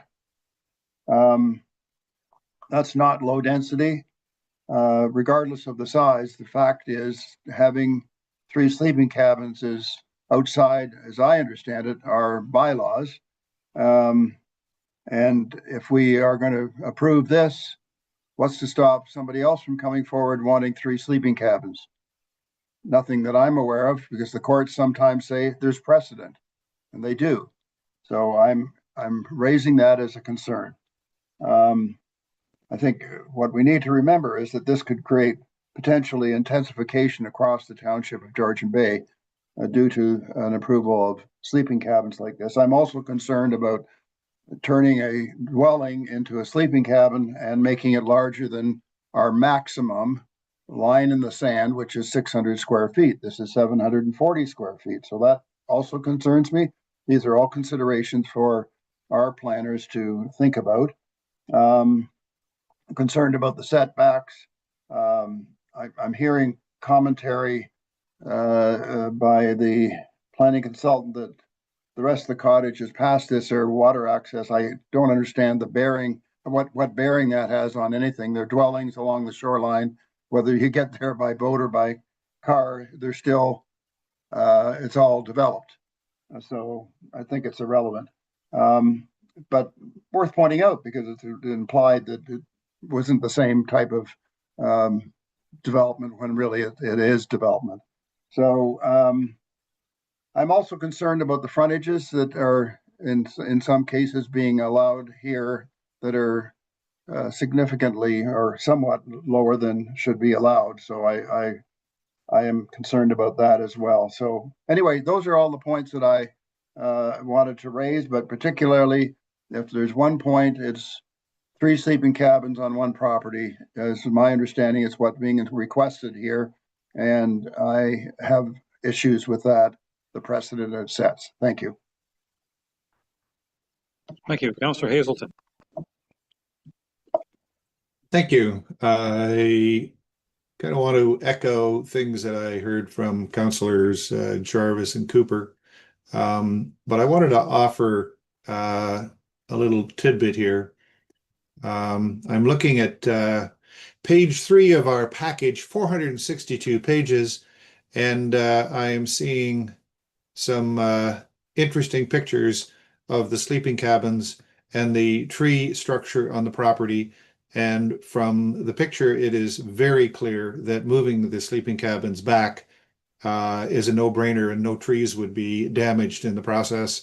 So I think that what I'm seeing here is the applicant is asking for lots of stuff, consideration for smaller lot size on the severed lot than or lot frontage, and other things that they want to have multiple sleeping cabins. Well, I think Councillor Cooper hit the nail on the head there that we want to be careful about that. Is everybody frozen or am I? Okay, sorry. I can hear you. I'm just boring everybody with my talk here and everybody's still. Anyways, to kind of summarize, not in favor of 3 sleeping cabins. I think that precedent is a big problem. If the cabins, it's sleeping cabins, if one of them was, or 2 of them were to exist, definitely the smaller of the 2, the smaller of the resulting 2. I don't know which, actually, may I ask a question here to planning. Which cottage is considered to be converted to a sleeping cabin? The one on the left of the property or the one on the right of the property? According to the survey we're looking at. Through you, Your Worship, it's the actual dwelling that's up on, well, on our screen, it's on the top right. That Okay. one. Yeah. So that's the dwelling, that will not be converted to a sleeping cabin. No, that will be converted to a sleeping cabin. Okay. So I'm guessing that people, if I heard correctly, there's history there and people don't want to move it. And I would say that there has to be a little bit of give and take here. I would strongly support Councillor Cooper's comment of nuke one of the sleeping cabins, pull the one that is beside the cottage, which again, page 23 shows no problem pulling it back behind the 20 meter mark. There would be at least some compliance in this application that wouldn't be setting precedents that we would then have to withstand in the future. Thank you. Thank you. Any other comments or questions? When I look at this application, I also have, Councillor Predko, go ahead, please. Thank you. And then really just to piggyback on the comments made by the last 2 councillors as well. If it wasn't a hardship to the owners, one of those bunkies could be converted to a dryland boathouse. I think there is purpose for dwellings similar to that where they are located. But I do agree, 3 bunkies on the shoreline is quite different than what we generally have reviewed in the past. Thanks. Thank you. And I'm just going to add, the proposal of converting the grandfather's cottage to a bunkie would be an oversized bunkie. And I think, so we're reaching on a number of things. One is that the applicant is asking for an oversized bunkie. 2, the applicant is asking for 3 bunkies, and we're on a property that would normally only allow 1. Is that, or 2? Through you, Your Worship. Basically, it's based on the size of the property. So if it's less than 0.3 of a hectare, no bunkies are permitted. If it's 0.3 to 1 hectare, 2 bunkies are permitted. And if the lot was going to be severed, how big would this lot be? 1.8 hectares. So in theory, they would be allowed 2. But those 2 would be less than 600 square feet each. That's correct. Or whatever that number converts to in square meters of 50 or something. I'm not sure how the math works. 56 square meters is 56, okay. the maximum. So to me, and the other thing that concerns me a little bit, and I know it's historical, but if those original, I mean, we're hearing they could have been sheds converted to bunkies, or they could have been bunkies that were called sheds for the purpose of getting an undersized septic. I have no idea what the history is. I'm not making any accusations here, other than clearly they are at this point been accommodating more people than the septic was designed for. And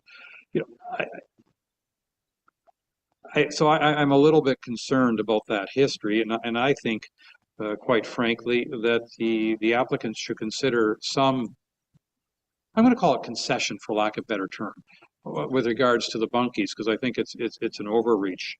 I'm not quite as concerned about personally about the fact that the one has a shoreline that's a little bit short and the other one a little bit longer, because it's a reflection of geography. I'm less concerned about that. I do respect the fact that the Dooleys would like any shoreline structure to be farther from their place than closer. But I also note that their boathouse is right on the property line, and therefore, you know, that's something that, you know, I think should be respected, but not. How should I put it? They should also be 5 meters away from the shoreline, and they're not. But I think, you know, when I look at that little yellow patch for shoreline structures, I'm thinking, well, if you just move that over a little bit, then it's behind that little point, I don't think you want to call it point, but that little bit going out, and then therefore it would be, whatever would be built would be a little bit more private from the Dooley's perspective. I do respect the fact that the proposed dwelling on this property is behind the Shore Road allowance, if you will, set far enough back and more north, about as far north as it can be, given the proposed lines. Anyway, those are some of my thoughts to throw into the mix with this application. Are there any other comments from anyone? Seeing none, I'm going to read the motion. I wonder if we could stop the screen sharing at this point, or I don't know if that's you, Mr. Robinson. I have moved by Councillor Predko, seconded by Councillor Hazelton. Be it resolved, the report regarding official plan amendment O23-05 and zoning bylaw amendment Z23-09 for 129 Millard Drive be received, and that the comments provided at the public meeting held on December 2nd, 2025 be received, and that council directs staff to prepare a recommendation report and bylaw for council's consideration at a subsequent meeting after all consultation comments have been received and considered. All those in favor? And that is carried. Council, are you prepared for the final Planning Act public meeting item before we take a break? I think I'm seeing a yes from everybody, so let's do that.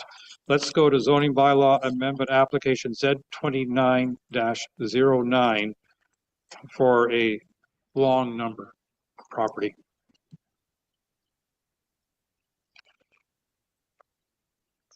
And so you're gonna advise me of any correspondence on file, Madam Clerk, please.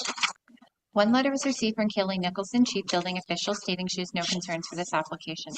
5 letters of objection were received, with the majority of submissions oppose or express concerns with the application, citing non-compliant frontages, incomplete studies, and unresolved environmental risks, including species at risk habitat, shoreline sensitivity, and septic suitability. The application is premature and should be deferred or denied until complete studies, citing details and environmental safeguards are provided to ensure compliance with the township policies and sound planning.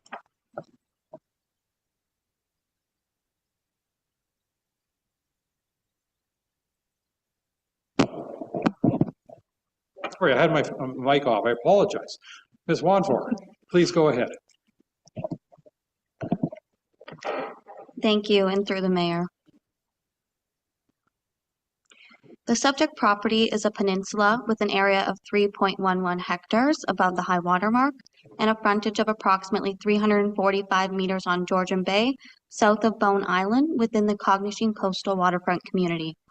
The lands are forested and vacant, while the shoreline is characterized by granite rock.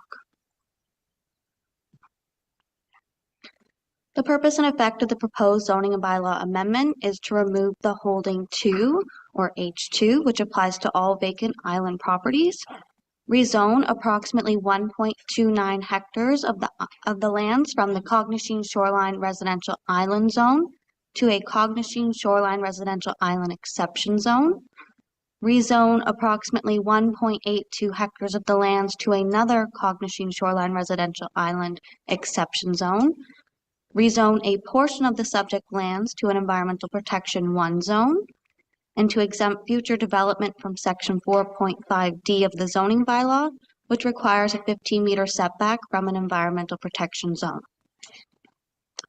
All of which will facilitate the creation of one new residential lot through consent application B2509. The lands to be retained have a lot frontage of 77 meters on one frontage of the proposed through lot, and the lands to be severed have a lot frontage of 173 meters. The site-specific zoning bylaw amendments will permit these frontages being less than the minimum 180 meters required in the Cognizant Shoreline Residential Island Zone. The subject lands are approximately 20 meters south of Bone Island, which is identified as a heritage area. The provincial planning statement, district and township official plans state that development and site alteration shall not be permitted in natural heritage features and areas on adjacent lands unless it has been demonstrated that there will be no negative impacts on the natural features or their ecological functions. The applicant retained Riverstone Environmental Solutions to conduct an environmental impact study, which included an analysis of the subject property and those within 120 meters. The study was peer-reviewed by Hutchinson Environmental Services, being the township's environmental consultants, who cited concerns regarding species at risk records from the ministry and potential eastern foxsnake breeding habitat, as well as broader natural heritage issues, including vegetation clearing during the breeding bird season and the need to confirm and protect fish habitat prior to any alteration or development. The applicant was provided a copy of the peer review and encouraged to have Riverstone address these concerns. The lands are designated waterfront within the Cognizant Coastal Waterfront Community. Permitted uses within the Cognizant Waterfront Community are limited to water-oriented recreational activities and include single detached residential dwellings, 2 existing contractor yards, public and community uses, open space, and natural state conservation. The minimum lot area for all new lots shall be 1 hectare, and the minimum frontage shall be 180 meters and will only be permitted where the water frontage is deemed to be navigable. The plan states, in the case of a through lot that has distinct frontages that abut a navigable water body, the frontage requirements for each frontage will comply with the regulations of the zoning bylaw. When reviewing planning applications within the waterfront community, priority will be given to preserving its unique character, protecting sensitive natural heritage features, and minimizing visual impacts on both neighboring properties and the broader bay community. Development proposals, including expansions or redevelopments, must incorporate opportunities for environmental enhancement, such as shoreline buffering, property renaturalization, and upgraded sewage systems. Future development on the lands will be subject to site plan control, which the community recognizes as an important planning tool. The Cognizant Shoreline Residential Island Zone requires a minimum lot frontage of 180 meters and a minimum lot area of 10,000 square meters or 1 hectare. The lands to be severed will form a peninsula lot having an area of 12,900 square meters or 1.29 hectares above the high water mark and a lot frontage of 173.7 meters. The lands to be retained will be a through lot having an area of 18,200 square meters or 1.82 hectares above the high water mark with a lot frontage of 180 meters on the west and 77 meters on the east. In accordance with the zoning bylaw, prior to any development, the condition of the holding 2 zone needs to be fulfilled and the holding 2 removed by way of a bylaw. The condition for removal is the completion of a survey to confirm the lot area that is above the specified contour and to confirm the location of the high water mark. The applicant has fulfilled this condition by providing a survey prepared by an Ontario land surveyor, which confirms the location of the high water mark. The applicant is not proposing to remove or amend any of the Cognizant Shoreline Residential Island Zone requirements as they relate to building setbacks, height, gross floor area, etc. Shown here are photos of the subject lands taken from the west side. The photo on the left shows the channel between Bone Island and the subject lands. while the photo on the right shows the shoreline on the west side.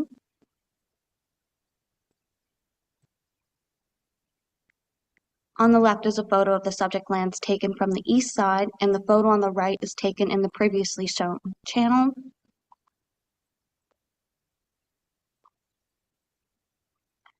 The photo on the left shows the shoreline on the east side of the subject lands, as well as the dock on the neighboring property, and the photo on the right is taken from the east side, picturing the northern tip of the subject lands, as well as the channel between Bone Island.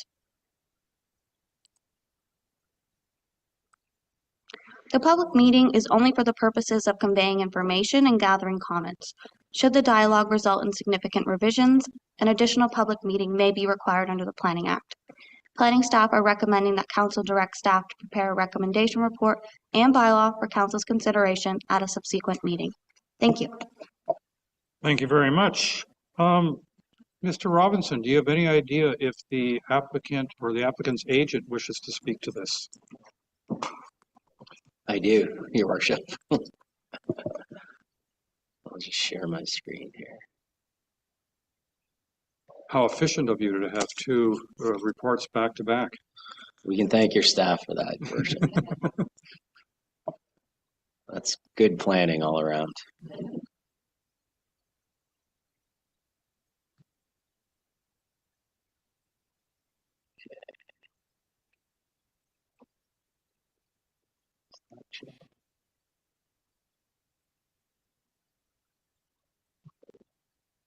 So thanks, Your Worship, and members of council and members of the public. This application relates to an OPA, fish plan amendment, zoning bylaw amendment, and then there's also a consent application that's going before the Committee of Adjustment.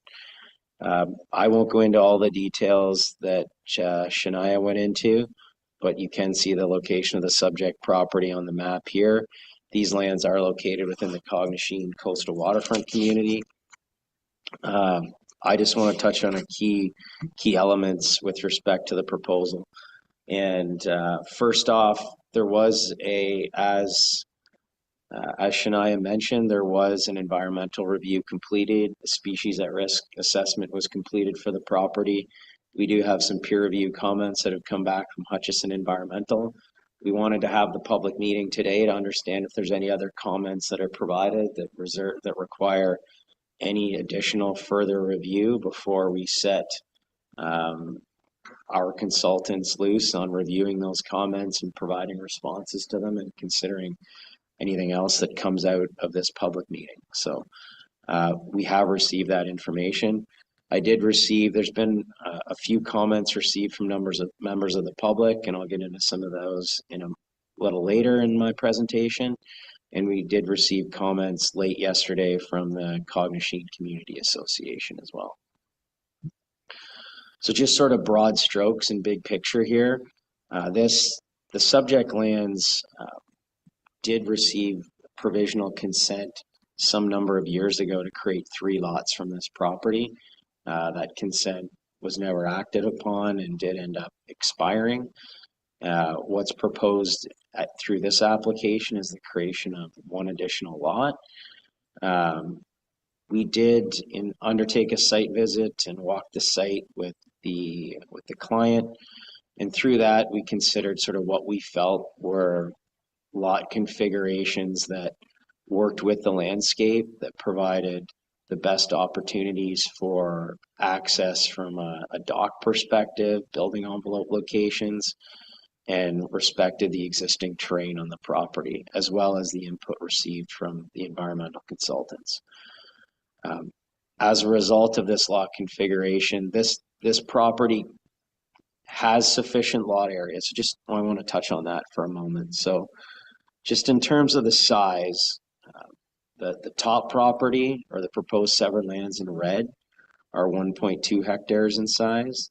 The proposed retained lands are 1.8 hectares in size, so that equates to 3.2 acres and 4.4 acres in size. With respect to frontage, the proposed blue lot does not meet the frontage requirements of the zoning bylaw and of the Cognisheen plan on the east side of the lot.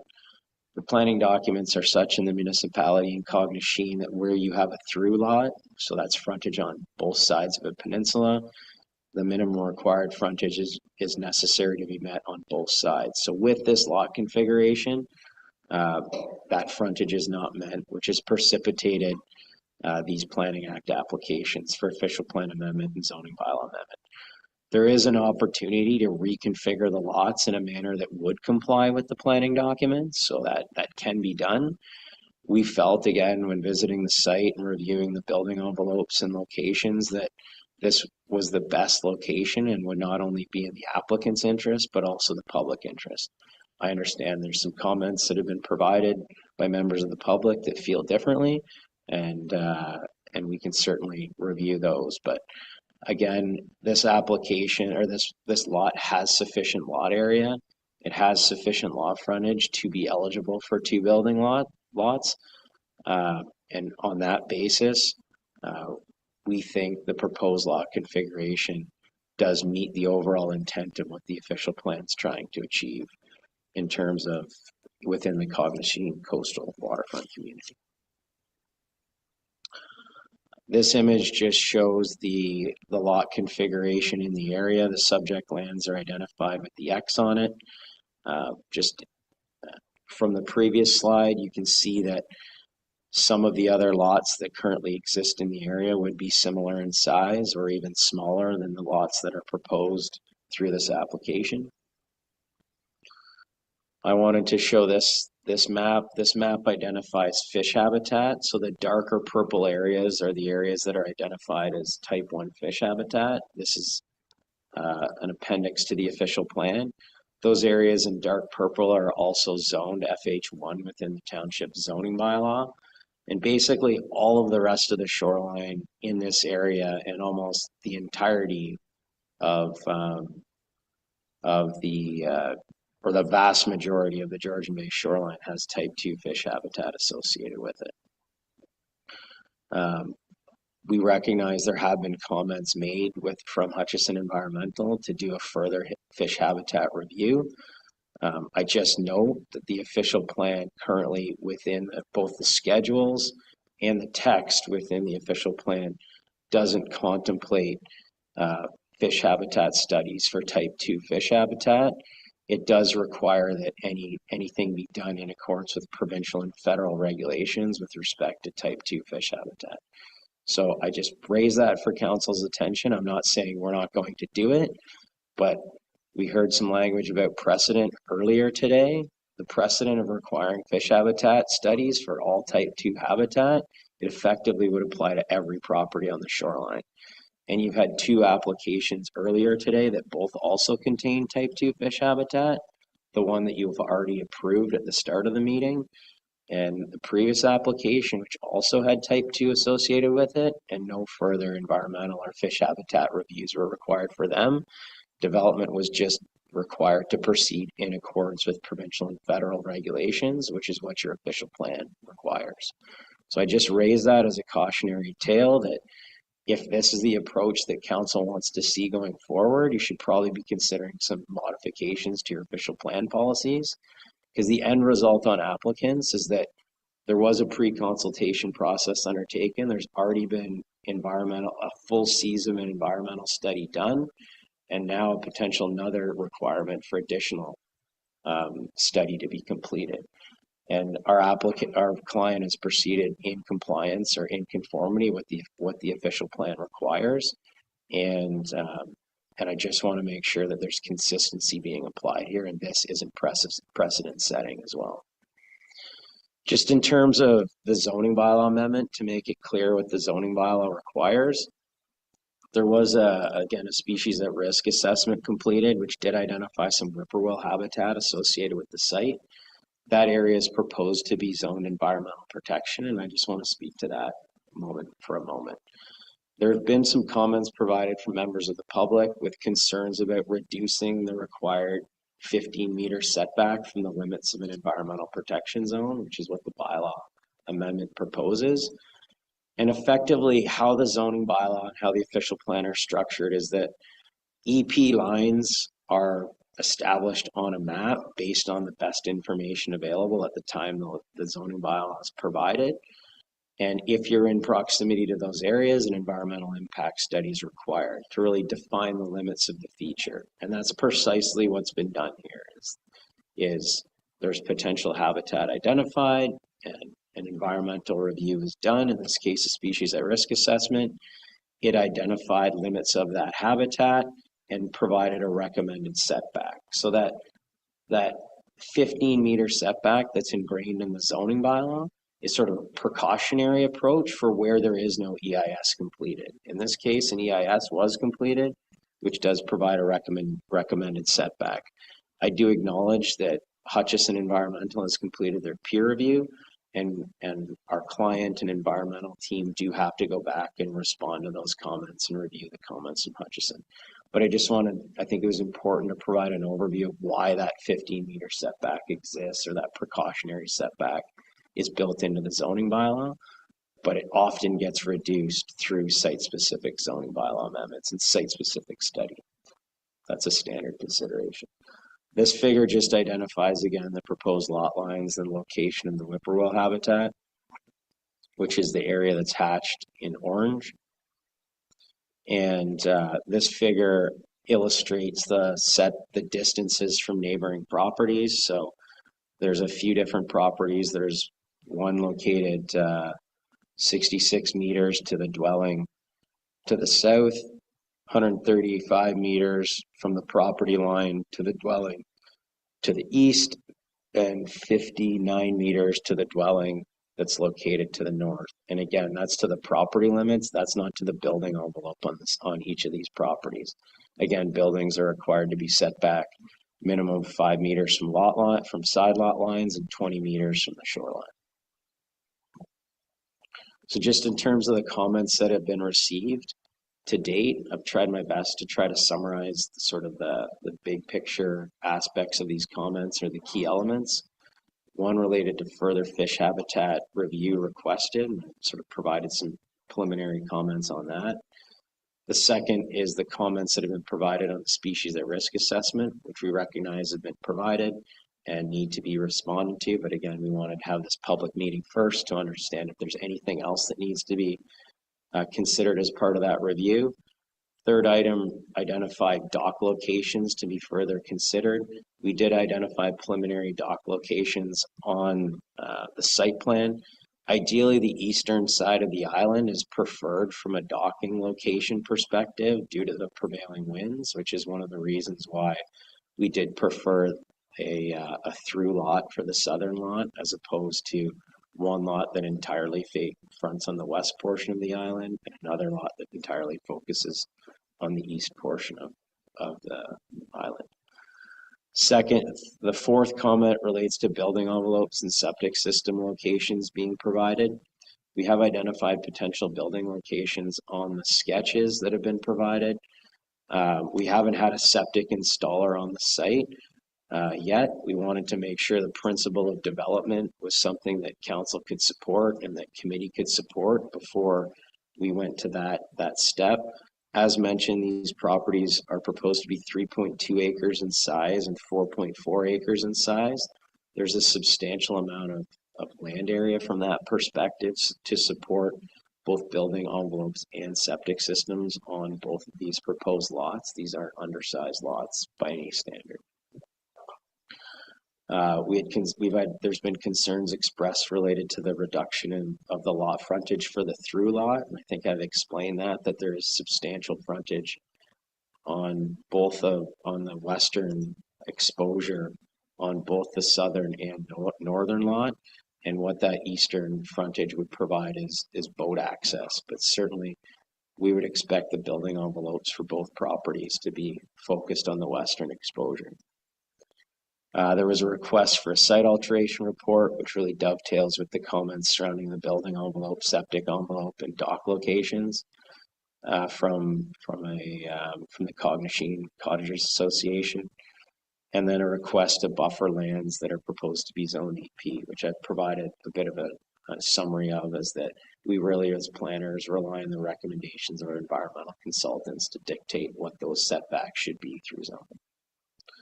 So with that, Your Worship, I thank you and council for your time and look forward to hearing any comments and taking those comments into consideration. Great, thank you very much. Are there any members of the public who wish to comment on this? Do we have anyone online with their hands up? Yes. I'm going to bring over Jim Lisowski.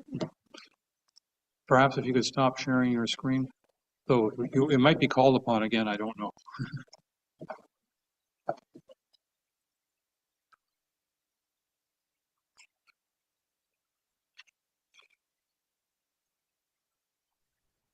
Hello. Mr. Lisowski, please go ahead. Oh, thank you. Thank you for council and the time to make a comments. And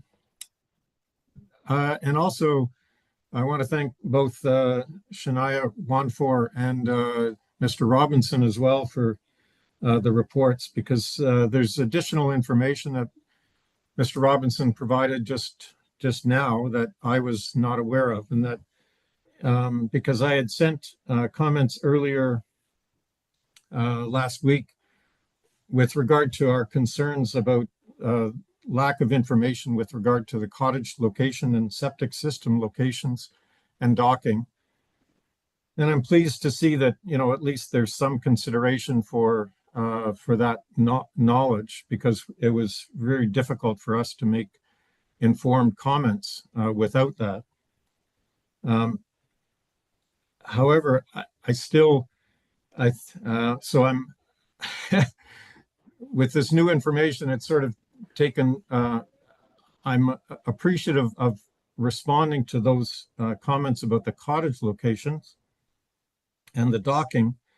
I guess my concern still is I would support the concern from the CCA in terms of the proceeding with a proper site evaluation report, because there is no information that I could see, at least within Mr. Robinson's report, about the how the septic system would be properly located on the lands.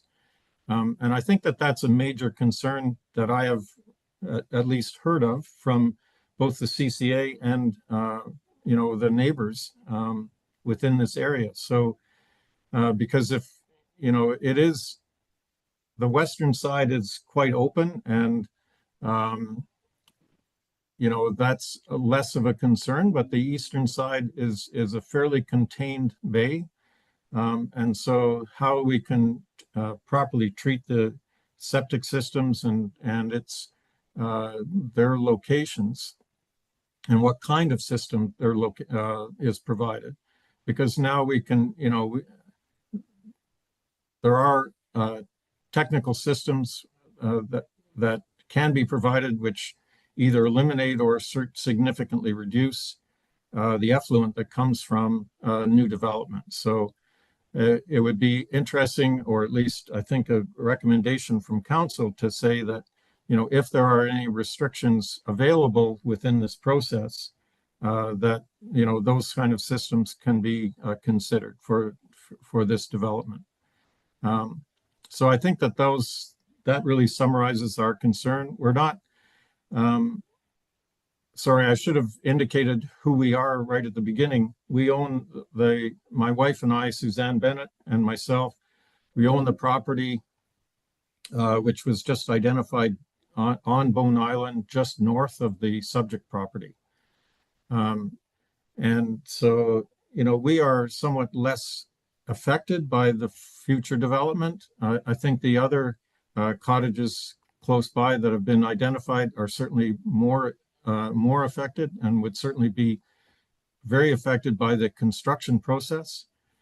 So I think that those the concerns about the construction process and the septic system locations would be of certainly great interest to those neighbors particularly. Beyond that, I think we don't have on the surface of it, we're not objecting to this the development or the consent that will be looked at on Friday. But it would be still, I think, advantageous to defer final decision on this until, an evaluation report can be properly provided by planning. So I think that really ends my comments. Thank you very much for your comments. Is there anyone else that wishes to comment? Bring over Ms. Hunter.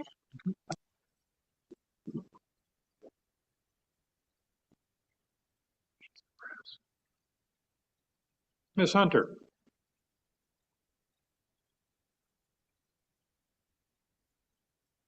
Hello, Please. good day. Your worship, members of council, township staff, and other members of the public. My name is Kara Hunter. I am a resident on Island 1810-10418, and I am the chair of the Cognizant Cottagers Association Board. Ms. Hunter, you're coming through very softly. I don't know if it's the distance from the mic. Can you hear me better now? That's much better. Thank you. Okay, sorry.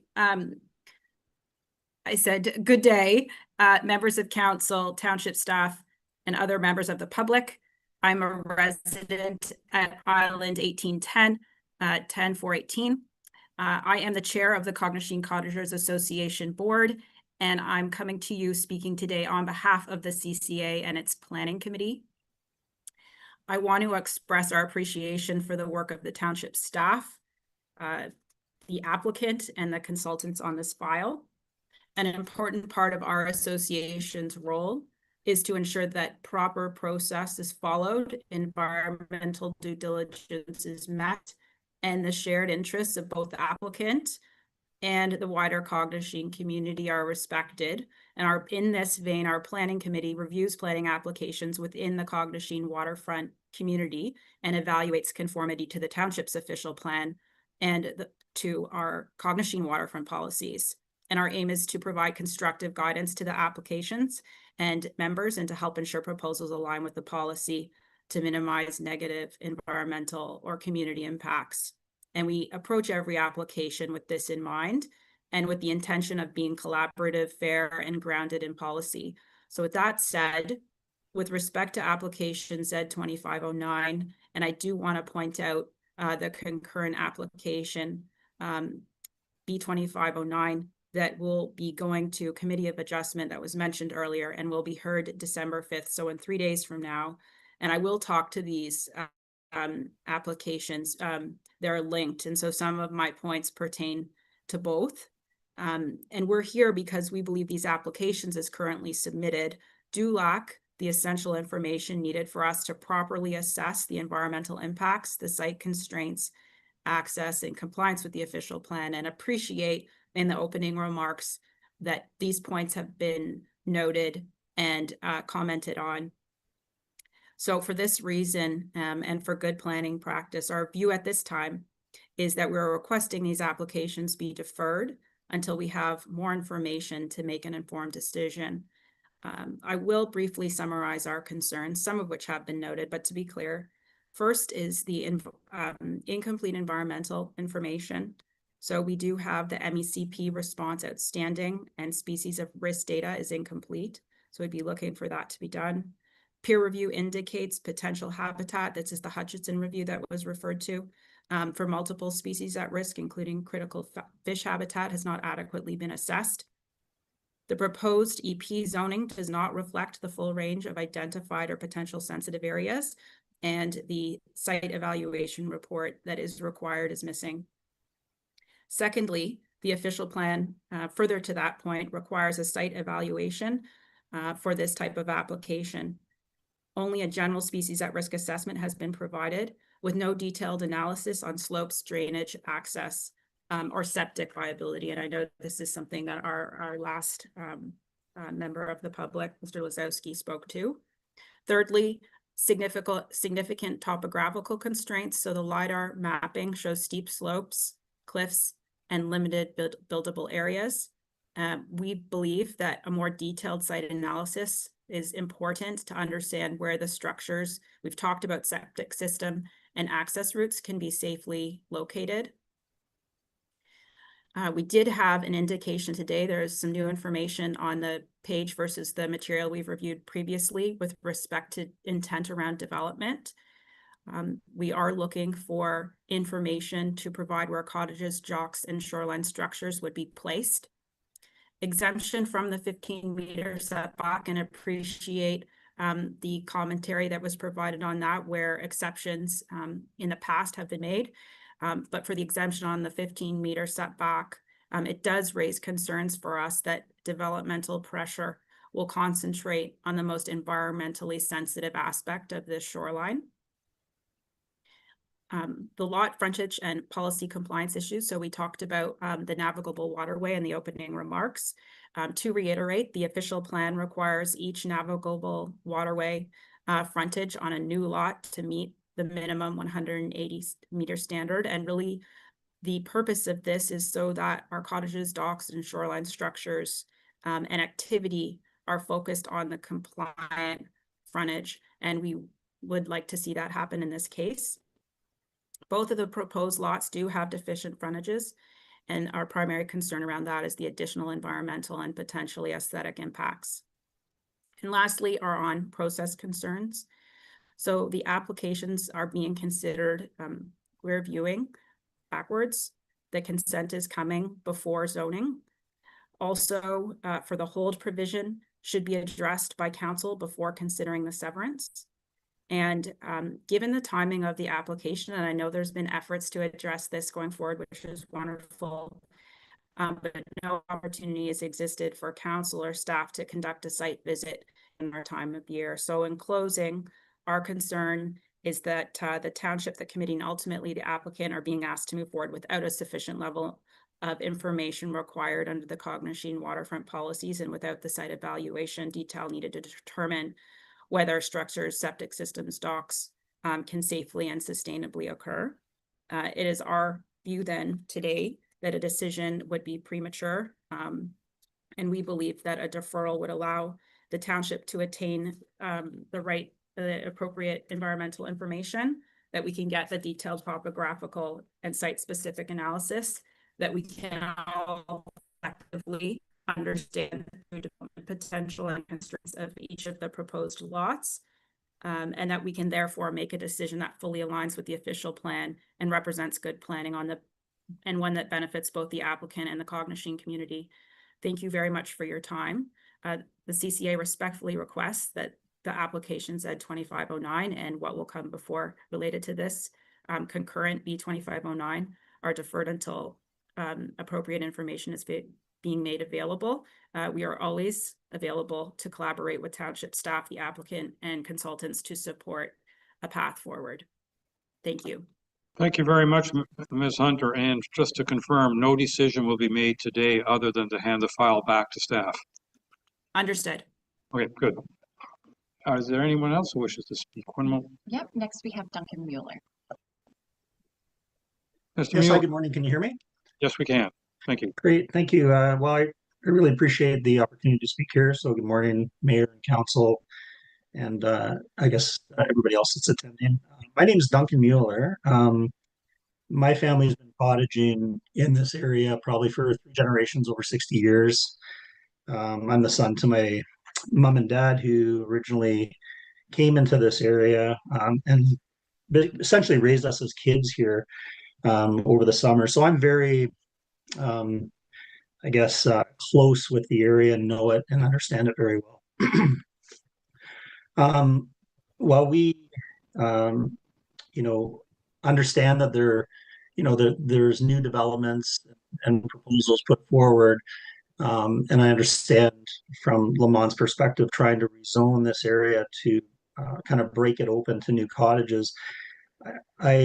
I do have to say, I hope that it is deferred and looked at more closely, and some of the concerns that, both Kara just spoke to, as well as Jim, I share those.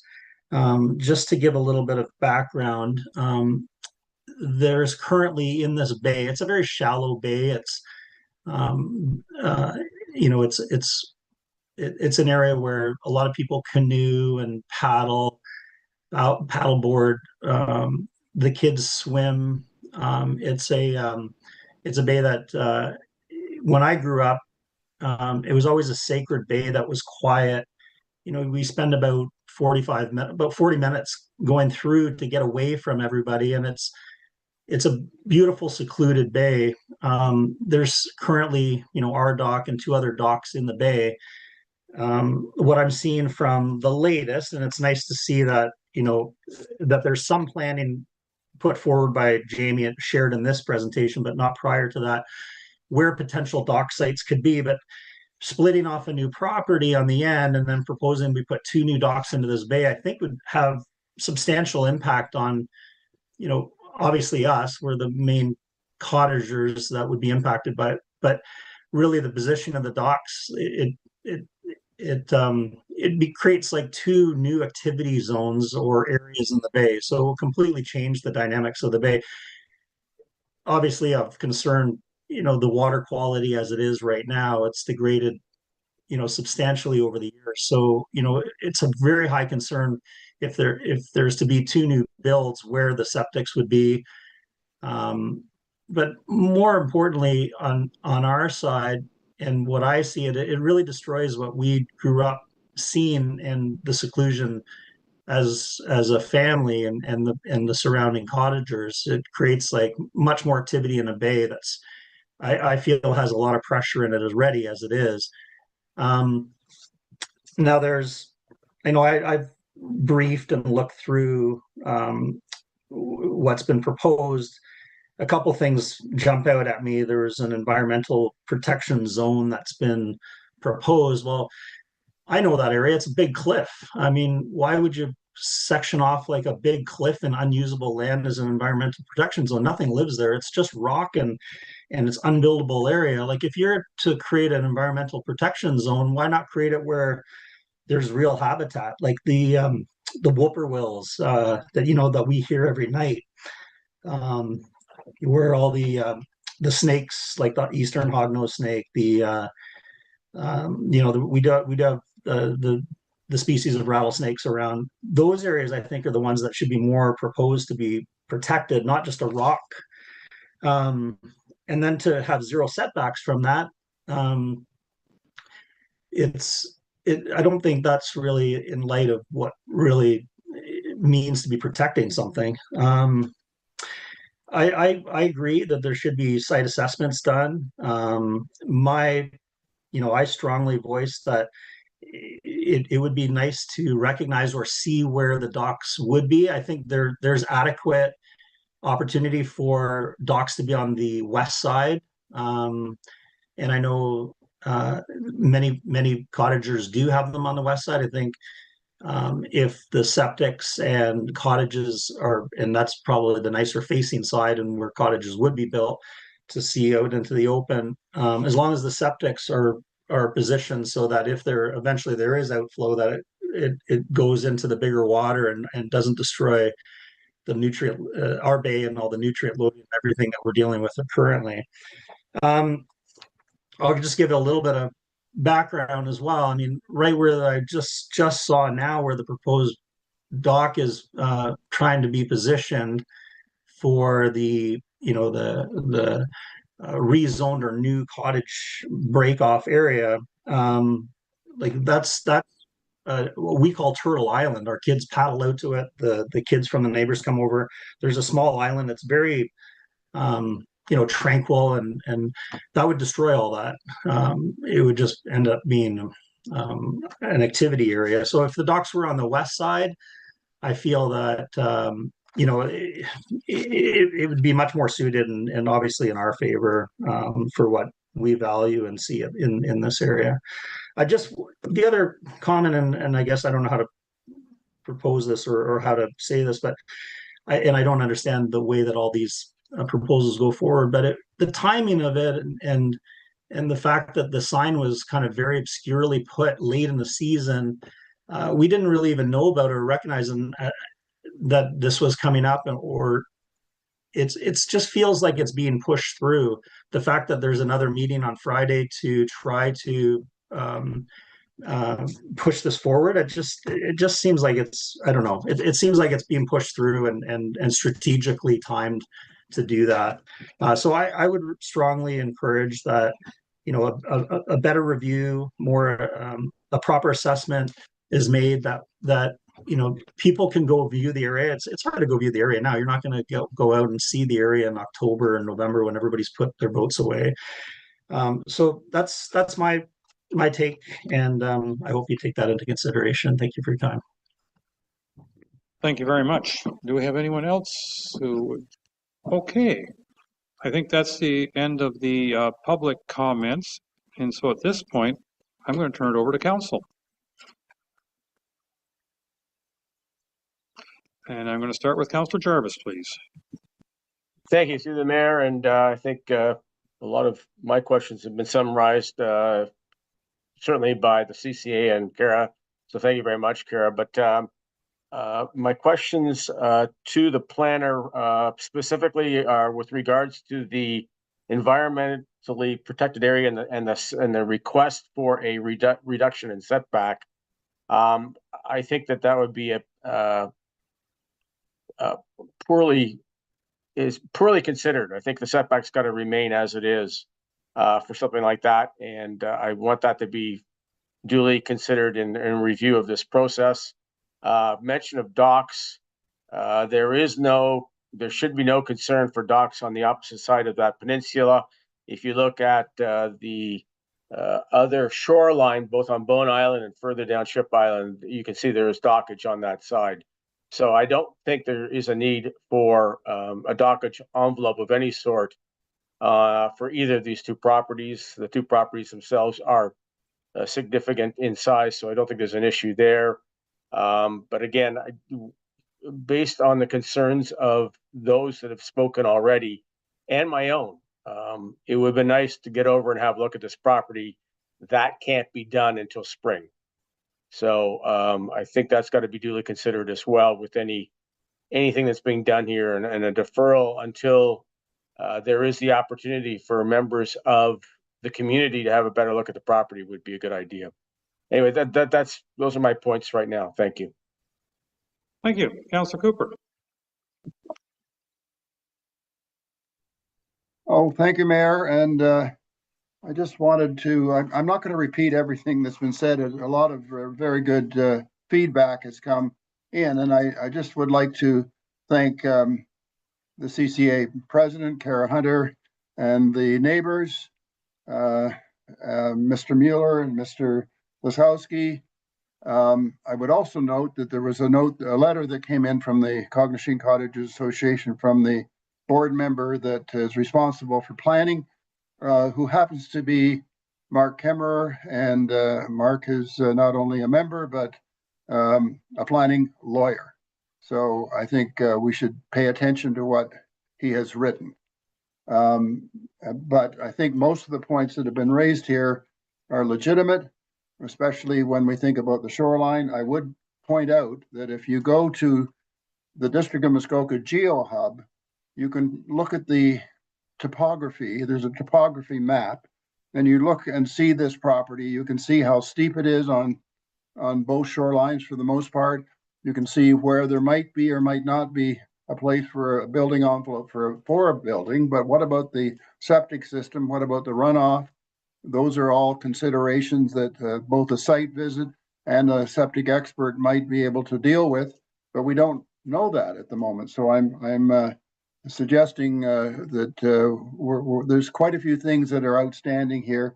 The docks along the shoreline, if you look at the maps that were provided by the consultant on page 6, or I think page 3, you can see the eastern shore, especially in low water years, it's pretty shallow. You can see the bottom along some of that shoreline. And so I think there's the area that's designated may be, that's problematic, may be larger. So the eastern shore is quite questionable from a dockage perspective, and also a very protected bay that has been pointed out has all sorts of species at risk in it. And I'm not sure all of that has been identified either. So long and short, I would suggest that this be postponed until such time that we have a lot more information and fill in the blanks, so to speak. And there are quite a few blanks. Thank you. Thank you. Councillor Hazelton. Thank you. And I'm struggling with some network challenges here, but anyways, I've had the opportunity of being educated by some of the folks in Cognizant about some of the matters that I wouldn't have thought were constraints, but in fact, in their neighborhood plan, they appear to be constraints that we need to be aware of. And so when I heard, for example, that the dock should be on the compliant side of the property in distance, that puts them on the westward facing side. And originally I thought, well, maybe that's not a good place for them because that's where the weather hits them. But all you got to do is look up and down the shoreline, and it's pretty common in that area for residents to build the dock structures on that western facing side. So I think not only does the neighborhood plan prescribe that, but the experience up and down the shore prescribes it. So I thought that was interesting.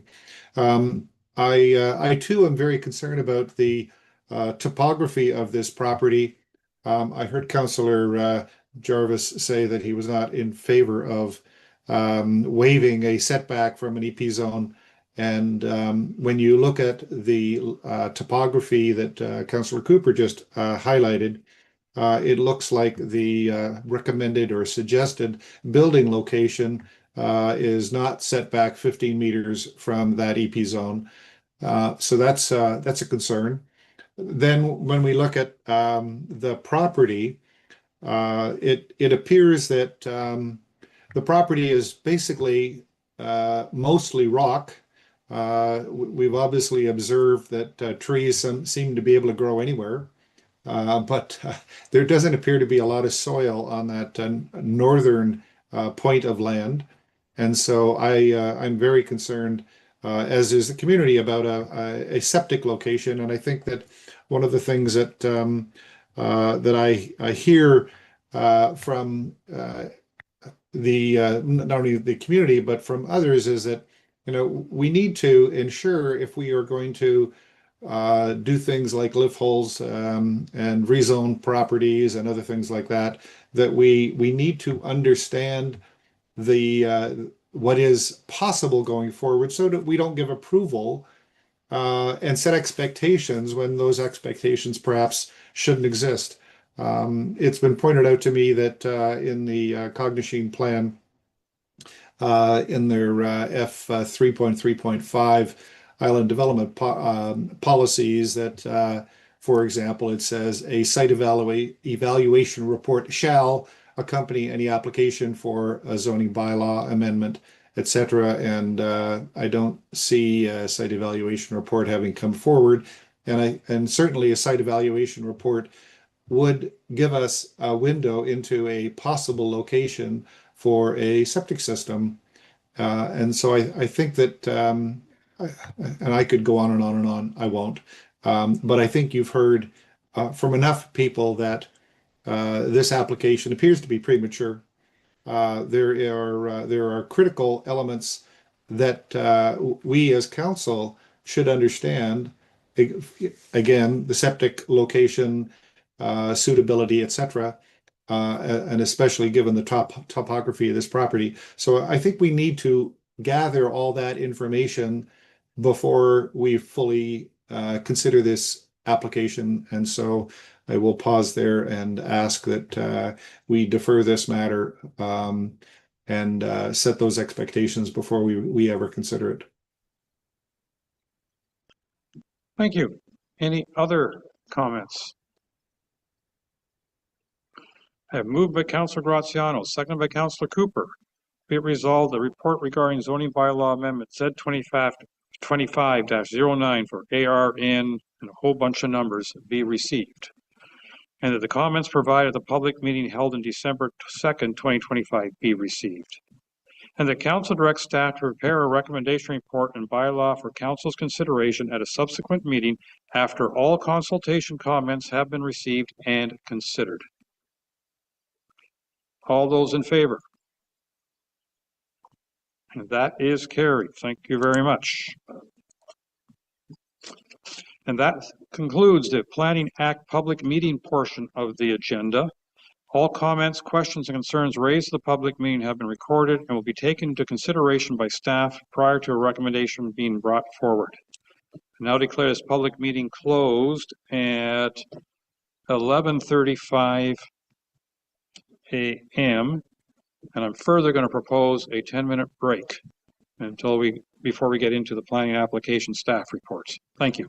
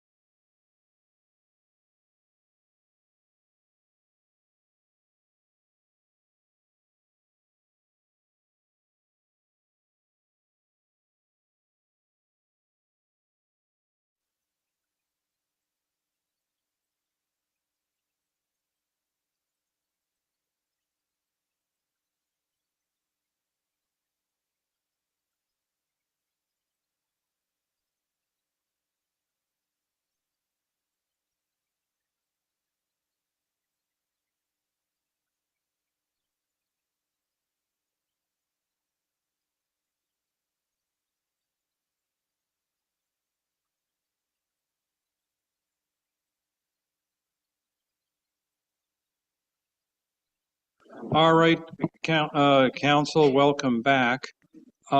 Before we get into the next file, I have a motion in front of me regarding, if you recall, the Woodley application we heard earlier this morning.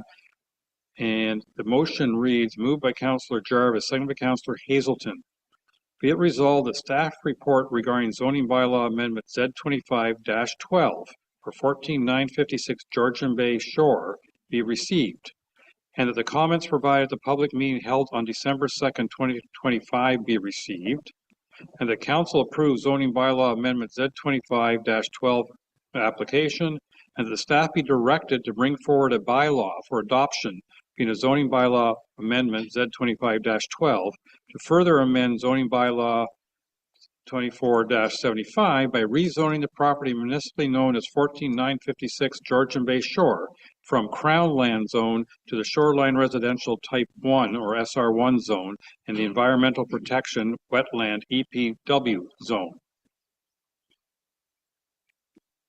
All those in favor? There, that was done. Thank you very much.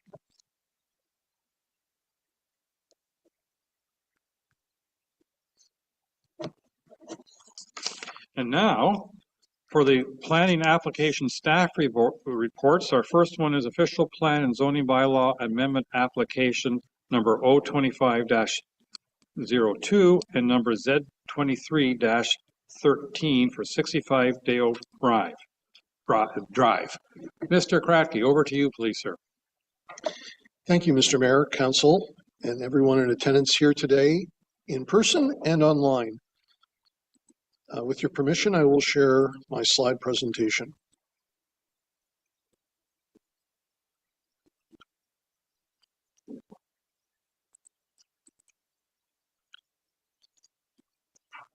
As the mayor's already stated, today we're here for a decision meeting regarding applications number 02502 and number Z2313 regarding subject lands at 65 Dayeo Drive, owned by Michael Bice.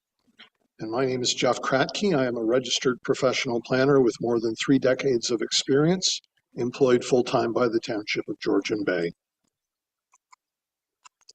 The subject lands are located in the northeast part of the Township of Georgian Bay, and they're located on Myers Lake on the south shore.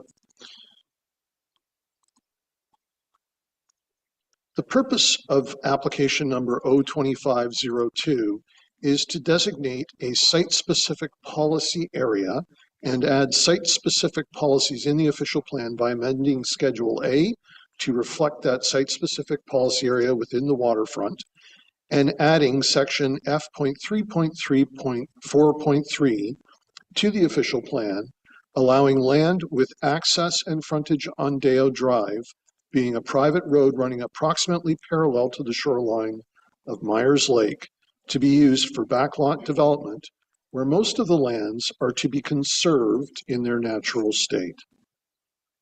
The purpose of application Z2313 is to further amend the Georgian Bay Township zoning bylaw so that the property is properly rezoned from the open space 1 zone to backlot residential site-specific exception hold and natural state conservation site-specific exception. The zoning bylaw amendment also adds a row to table 8.9 regarding the BR zone and a row to table 17.9 regarding the natural state conservation exception zones to provide for the specific requirements of each of those zones. And in the case of the backlot residential zone, it limits the GFA and height of the proposed dwelling to less than what is typically permitted in a backlot residential zone, being 85 square meters of GFA and 8 meters of height, and prohibits any tree removal within 30 meters of a wetland.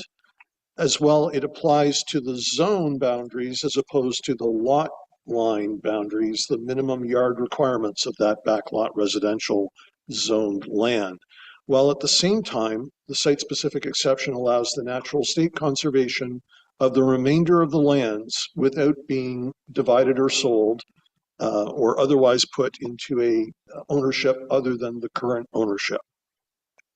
The effect of these applications, again, is to allow for a single 85 square meter maximum GFA dwelling on a rather large lot that has pre-existed this township and has always enjoyed access via Dayeo Drive.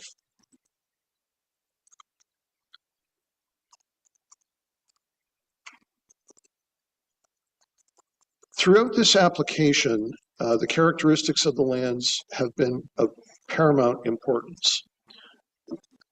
The difference is there have been various opinions throughout this process from differing planners and from the public regarding what those characteristics are. In my opinion, the subject lands do not have an other wetland or provincially significant wetland. They are adjacent to other wetlands that are in Crown lands, to the east primarily, but also to the south. And subsequently, through an environmental impact study that was done in support of the application, a wetland was identified that was previously unidentified and is located on the subject lands. The subject lands, as of now, in my opinion, are in the waterfront area and subject to the open space policies of the waterfront area. They're also in the OS1 zone. The public has been strongly opposed, despite 3 public meetings and 3 public dialogues after each meeting. That is, by my experience so far here at the Township of Georgian Bay, the most public input that's been provided for any application. The public opposition has not changed, and it's summarized in this table.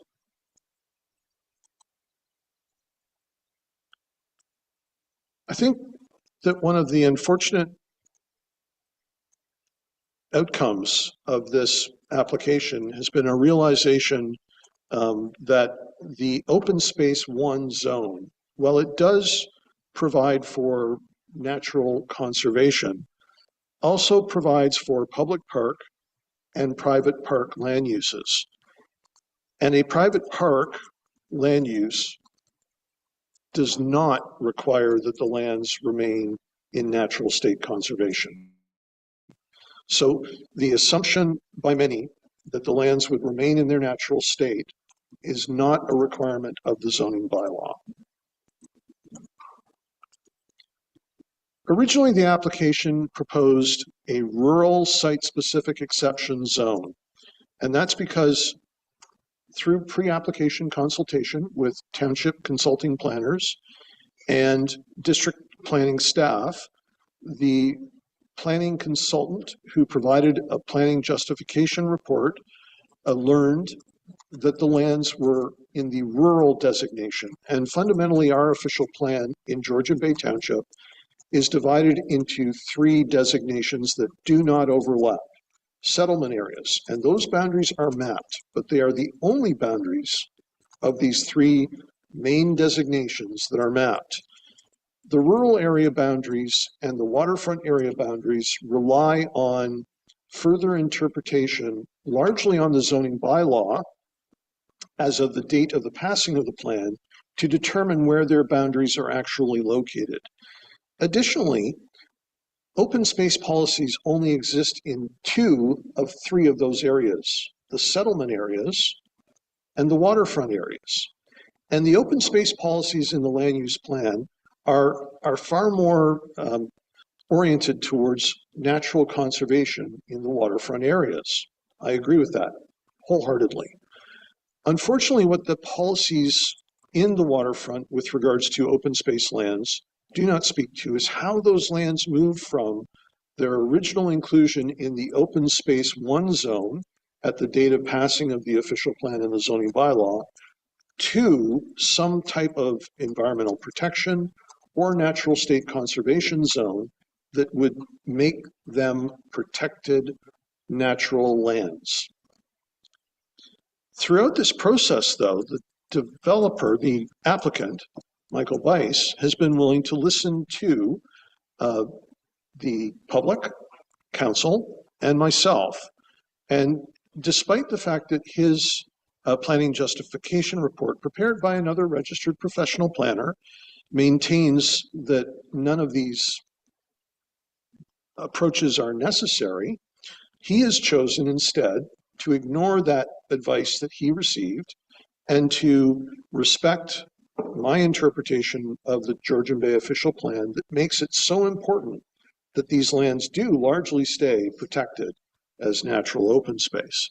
And so you can see in these images how it's evolved from a rural site-specific zone with the remainder of the lands remaining as open space 1, where a private park might have still been developed, to a backlot residential zone that was rather extensive on both sides of Dayeo Drive, with open space 1 being rezoned to natural state conservation, to a point where we are now, where approximately 95% of his lands are to be rezoned for natural state conservation for the first time since the policies of the plan called for that approach.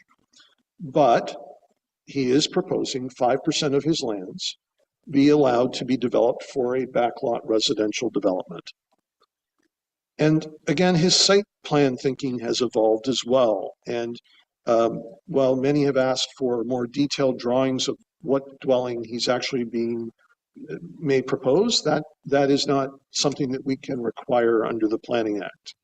So at this point in time, after the second site visit that I conducted, I am very confident that his proposed development will actually be outside of the Myers Lake watershed. It will be, in fact, in the Roderick Lake watershed and should not have any negative impacts on Myers Lake. The other important part that became more important with the realization through the director's interpretation that backlot development in the Georgian Bay official plan is development as defined by the PPS. And the distinction between my original opinion and the opinion of the director is that in the original opinions, the preliminary opinions I had prepared, given this is an existing lot of record, it was not quote unquote backlot development.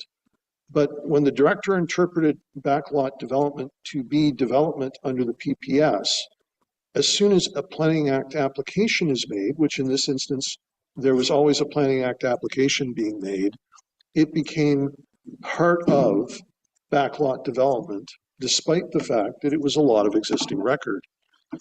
And what that required was an additional official plan amendment, which we sought council's direction and council directed the owner to make.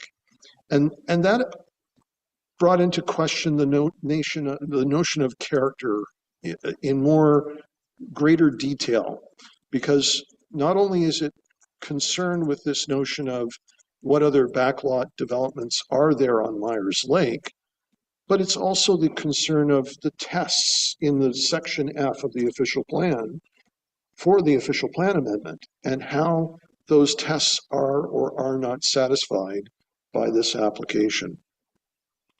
And again, in my opinion, and planning is opinion-based, 44 Dayeo Drive, which is highlighted here in purple, is zoned open space 1, no question about it, but it is a residential dwelling on a back lot that would meet the definition of backlot development if it were applied for today. As well, there are other lands to the north of Myers Lake, which are on private roads and have been zoned entirely shoreline residential, regardless of the side of the private road they are on. And so humbly, in my opinion, the character of the Myers Lake waterfront already includes the ability for development to take place and has an example of an existing dwelling that already exists separated from the water. And so to my mind, when balancing, and that's what planning is, it's always about balancing policy priorities. And in this case, there is no clear policy priority that in my mind is superseding another. as discussed in Section A of our official plan, because neither is more restrictive. But in my mind, this notion of ensuring the conservation of these lands through this application is more important than rigidly requiring this backlot development be on a public road. So in my analysis, the application is giving regard to provincial interests, consistent with the provincial planning statement. It conforms to the Muskoka official plan and are appropriate amendments to the Georgian Bay official plan and Georgian Bay zoning bylaw. And lastly, because they would, for the first time, ensure that 95% of these lands are conserved, they're good planning. However, this is one of the unique opportunities where council certainly has a number of options supported by professional opinions of registered professional planners. And I am, up until now, the only professional planner that was of the opinion that these lands were in the waterfront. There were 3 professional planning opinions that were of the opinion that these are rural lands and that a rural site-specific zone was an appropriate amendment to the official plan for a natural outdoor center that included a caretaker's residence. But now there's another planning opinion as well, offered by NV Planning. And that opinion agrees with me with respect to the location of these lands in the waterfront area around Myers Lake, but it disagrees with me in every other respect as to the interpretations of the plan and its policies. So again, council is being recommended, in my opinion, that they approve this application, but they have options. And lastly, they have the option to refer this back to staff for reasons that council might state, or to defer this for further consideration. But it is my recommendation that council enacts a bylaw regarding OPA number still to be determined, 465 Dayeo Drive, to further amend the Township of Georgian Bay's official plan by adding a site-specific policy permitting an 85 square meter backlot residential detached dwelling and accessory buildings, prohibiting land division, and conserving most of the land in their natural state. And then a number of subsequent condition or parts of that resolution which speak to its distribution to Muskoka District, and that we enact as well a zoning bylaw amendment that would actually make those zones take effect. And that the owner lastly obtain a site plan approval from the Township of Georgian Bay. Thank you. Thank you very much,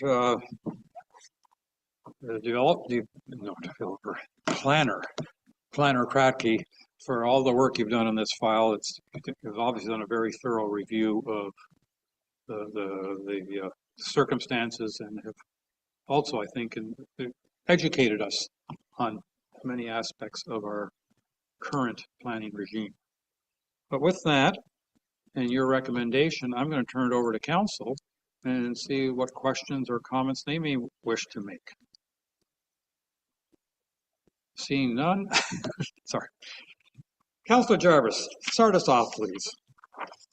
Yeah, and I appreciate the report from the planner. I think it's very, very comprehensive in addressing many, many issues. And at the risk of being extremely redundant, but reflecting on comments made by the public, particularly those residents around Myers Lake. Again, from the standpoint of backlot development, very specifically to that aspect of this, then the fear that this is the thin edge of the wedge with regards to future backlot development, Myers Lake and elsewhere.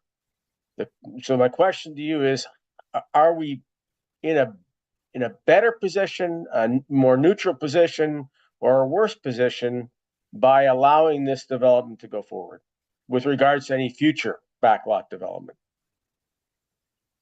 In my opinion, it's a neutral position. Each application should be reviewed on its own merits.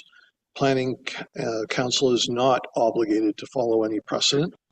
People may hold this out as an example To my knowledge, there are only 2 adjacent lots that are currently in the OS1 zone, which are not yet, which do not yet have a backlot residential dwelling, and which are not located on public roads. There is a large lot approximately on the west side of Myers Lake that is now within the OS1 zone, but it has frontage on 2 public roads.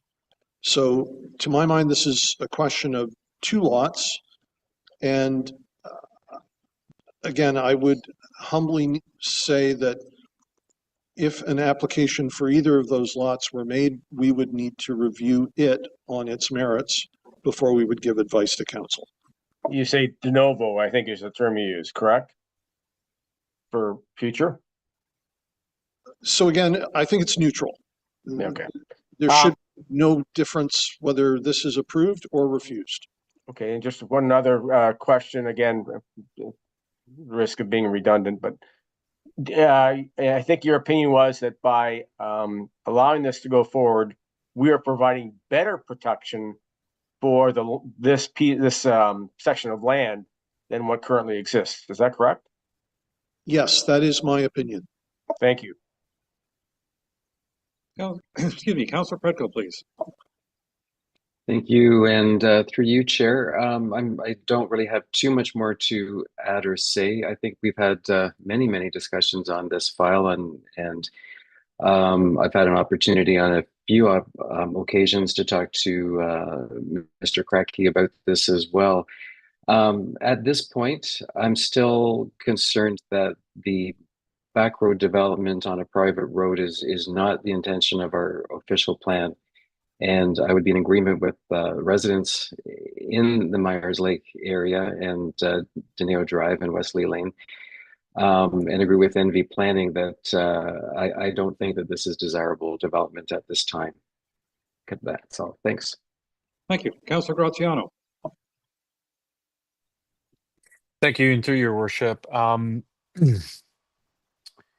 I understand based on our planning department's comments that each and every application will be seen as and weighted on its own merit based on the application and the information provided. However, I know of at least 2 potential applicants who would bring forward applications for backlot development on 6 Mile Lake immediately. And have been contemplating applications before the municipality. So I wish to caution council here today. Let's be very careful in opening up Pandora's box should we endeavor to do so. Thank you. Thank you. Councilor Cooper. Thank you, Mayor, and thank you, Planner Kratzky. That was a lot of very good and interesting information. I have to say that I agree with the last 2 councilors. I'm very concerned about what could happen here, and I understand that we get to consider things on the merits of the application, I think were the words that you used, but we don't get to control what happens at the OMB, OLT, or in Superior Court. And we've had cases where Superior Court judges have said, if you've allowed this to happen elsewhere, I'm going to let this happen here. So precedent does matter in Superior Court. And we've got evidence of that. So I'm not a lawyer. I'm just saying this is what has been said and found in Superior Court. So I think we've got a huge amount of land out in our township that's backlot, and I'd be really concerned about going anywhere with this on open space. Thank you. Thank you. Councilors Hazelton or Bochek, do you wish to weigh in on this?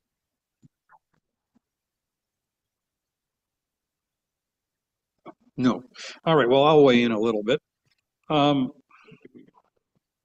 I will be honest with you, this is one of the more difficult decisions I've faced sitting here, because I think what Planner Kratky has put in front of us has a lot of merit, and I do appreciate the fact that at the cost of a, I'll call it, at the cost of a roughly 900 square foot home or cottage, we can take a whole bunch of land that's now zoned OS1 and convert it to natural space, which means has significantly greater protection.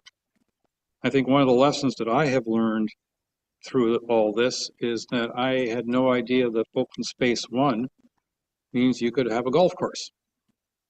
That surprised me. Surprised me to learn that our golf courses are all zoned open space 1 and not under the golf course zoning that we have.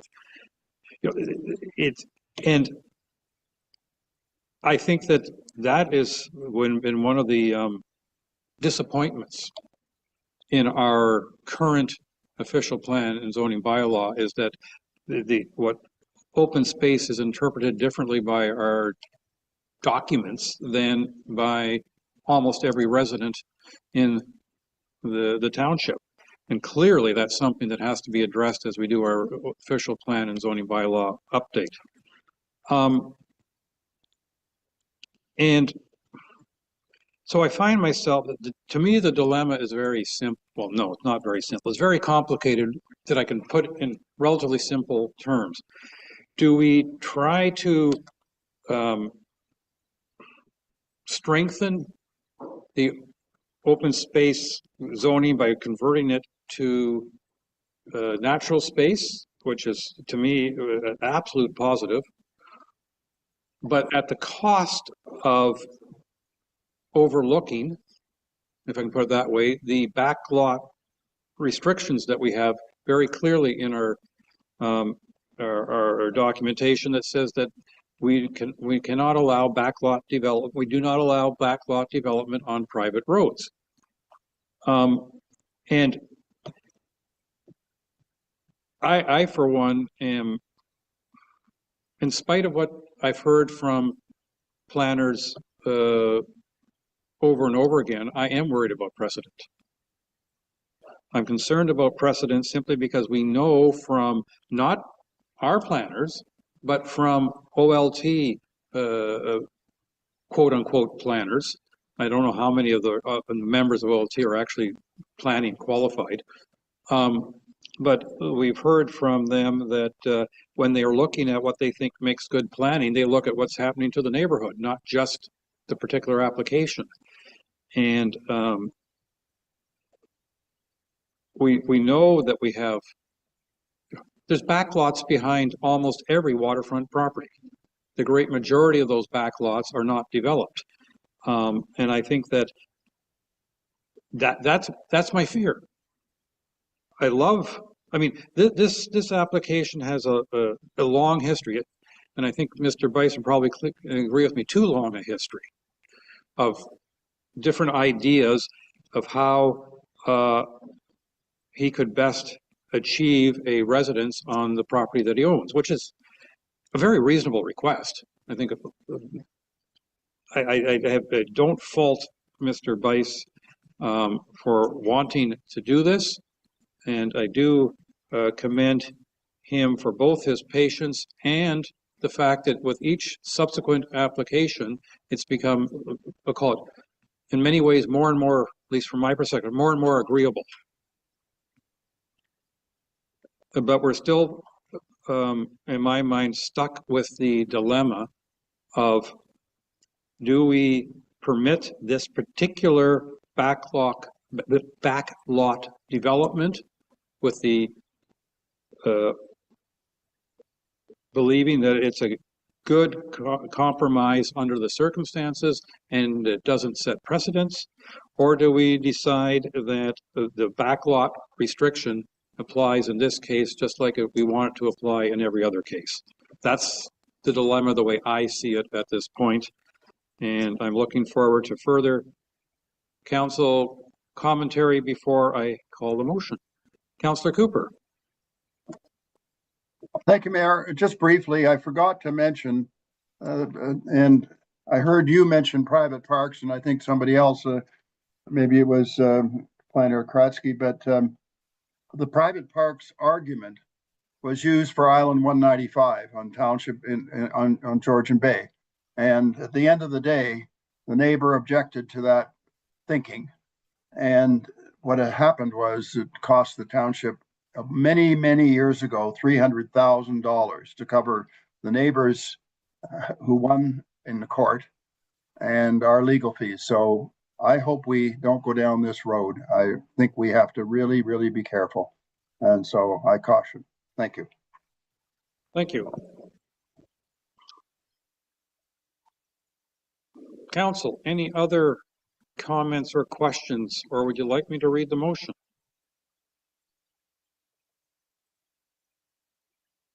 I'm reading the motion. Moved by Councillor Pretko, seconded by Councillor Jarvis. Be it resolved that Council enacts bylaw 2025-087, OPA-65 Dayeo Drive, being a bylaw to adopt official plan amendment number 27, to further amend the Township of Georgian Bay's official plan by adding site-specific policy F.3.3.4.3, permitting an 85 square meter backlot residential detached dwelling and accessory buildings, prohibiting land division, and conserving most of the lands in their natural state where the lands front on a private road and are municipally known as 65 Dayeo Drive. Requesting a registered vote, Your Worship. All right. I hope you allow me to read the rest of the motion before we can take the vote. But yes, so noted. 2, that bylaw 2025-087, adopting official plan amendment number 27, be forwarded to the District of Muskoka for approval. 3, the Council enact bylaw 2025-088 for zoning bylaw as ZBA 65 Dayeo Drive, being a zoning bylaw amendment regarding application number Z23-13 to further amend zoning bylaw 2024-75, concurrently with OPA number 27, taking effect by rezoning the lands municipally known as 65 Dayeo Drive from open space zone to backlot residential exception 1, holding BR-01 H zone, and natural state conservation exception 1, NSC-01 zone, as shown in Schedule A to bylaw 2025-088, and that the owner apply for and obtain site plan approval from the Township of Georgian Bay, including, if required, the execution and registration of a site plan agreement against the title of the lands. Clerk Wade, could you please take the vote? Let the record show Councillor Graziano requested a recorded vote. Councillor Graziano, how do you vote? No. Councillor Hazelton, how do you vote? No. Councillor Jarvis, how do you vote? Yes. Councillor Pretko, how do you vote? No. Councillor Bocek, how do you vote? No. Councillor Cooper, how do you vote? No. Mayor Kutsier, how do you vote? No. Let the record show the motion's failed. 1-6. All right. Thank you very much. And we go and we move on.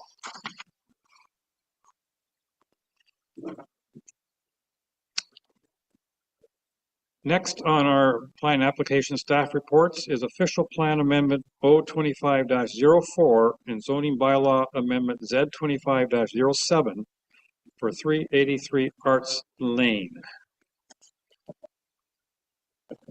And that is, who has that one? Mr. Donaldson, you have to turn your mic on to give me the hint. I hadn't scrolled down far enough. Please go ahead. Thank you, and through you, Mr. Mayor. So as a refresher, the subject property has a frontage of 78.6 meters onto 6 Mile Lake with private road access via Arts Lane. The property has an area of 1.1 acres and is currently developed with a detached dwelling, 2 docks, and 2 privies. Of the existing buildings and structures, the detached dwelling building envelope will be retained for the proposed sleeping cabin, the existing docks will be retained, and the 2 privies will be removed.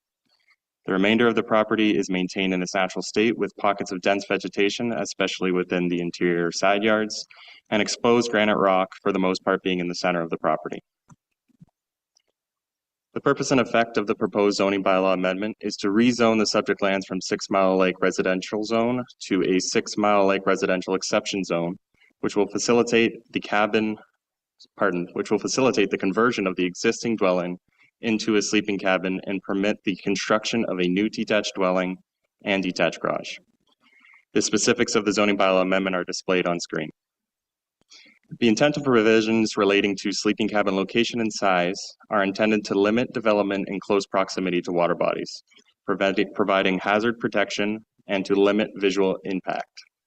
A significant elevation change is present between the current water level and the rock shelf in which the existing dwelling sits upon, offering ample hazard protection. Constructing a sleeping cabin in its place with the same physical massing will not represent any newly visible built form and maintain the existing character of the shoreline residential property. The intent of limiting detached garage height is to assist in ensuring that the garage remains accessory to the principal building or use on the lot in terms of size and to reduce any potential visual impacts. The proposed dwelling has a greater ground floor area and height to that of the proposed garage. The garage will be screened from the waterfront by natural vegetation as well as the dwelling and sleeping cabin and is not foreseen to be visible to lake users. Lot coverage and dwelling size provisions intend to address both built form clustering and visual impact. The majority of the property is to be preserved in its natural state, which can be characterized as being densely vegetated. The proposed development hugs the northern extent of the property in a linear fashion, nearest to the adjacent crown land, rather than that of the residential development that exists to the south. The development proposal aims to address both building clustering and visual impact concerns by adequately spacing the visual built form along the shoreline from the neighboring residential property, while limiting total built form width to less than that of half of the property frontage, retaining the appropriate natural state shoreline. The purpose and effect of the proposed official plan amendment is to establish a site-specific policy to permit a sleeping cabin within the 20-meter front yard setback. The existing one-story detached dwelling and deck as shown in the red dashed area on the site plan segment, while the proposed cabin and deck is displayed in the background. To be clear, the proposal intends to rebuild the proposed sleeping cabin generally within the same building envelope of the existing dwelling, slightly increasing the gross floor area while maintaining the side yard setback of 0.7 meters and increasing the front yard setback by 0.3 meters. The proposed location of the sleeping cabin does not represent newly visible built form from the lake and surrounding shoreline residential properties. The existing dwelling, constructed in 1952, generally comprises of the same physical massing of the proposed sleeping cabin. Changing the use from a detached dwelling to a sleeping cabin represents a de-intensification of use within the front yard setback. The subject property is designated waterfront under both the District of Muskoka and Township of Georgian Bay official plans. The district official plan states that waterfront area shall include year-round, low-density, single-unit residential development. Natural form and function should be the predominant characteristic of landscape, with the maintenance of the shoreline and lakes and rivers being the key to preserving the quality of natural and cultural heritage of Muskoka. The proposed development is designed in a manner to achieve appropriate built and natural form balance through siting the buildings in the linear fashion along the property line towards the rear extent of the subject property. From the water, the existing detached dwelling to be converted into a sleeping cabin will remain the most visible built form, with the proposed dwelling and detached garage being sited to the rear, partially shielded from view by both existing built and natural form. The nearshore area of the subject property is designated Type 2 fish habitat under the District of Muskoka and Township of Georgian Bay official plans. Type 2 fish habitat is recognized by the Ministry of Natural Resources as being important but not critical and is moderately sensitive to development. The goal of the 6 Mile Lake inland waterfront community is to provide land use planning policies that protect natural heritage and aesthetic integrity of 6 Mile Lake while accommodating limited amount of new development. The proposed location of the sleeping cabin does not represent newly visible built form, as mentioned previously. And again, the existing dwelling generally comprises of the same physical massing with similar footprint of that of the proposed sleeping cabin. Opportunity for increased dwelling size is dependent on the respect of the aesthetic integrity of natural heritage and character of the community. This may be achieved through preservation or restoration of native vegetation combined with increasing setbacks from 6 Mile Lake. The proposed dwelling is to be sited in an area that generally affords the preservation of natural vegetation and visual screening. Being appropriately set back at a distance of 20.7 meters, the dwelling is not foreseen to negatively affect the aesthetic integrity of the natural heritage and character of the community. Key parameters to controlling visual impact of the dwelling are width and height. Although the gross floor area exceeds the maximum permitted in the SR6 zone, the proposed width and height are in conformity with the 6 Mile Lake dwelling size provisions. Planning staff have completed a detailed analysis of the application and believe the application is in conformity with applicable policy documents and are recommending that council approve zoning bylaw amendment application Z25-07 and official plan amendment O25-04, subject to the resolution displayed on screen. Thank you. Thank you very much. Council, comments or questions? Well, if that's the case, I'm going to read the motion. I have moved by Councillor Hazelton, seconded by Councillor Jarvis.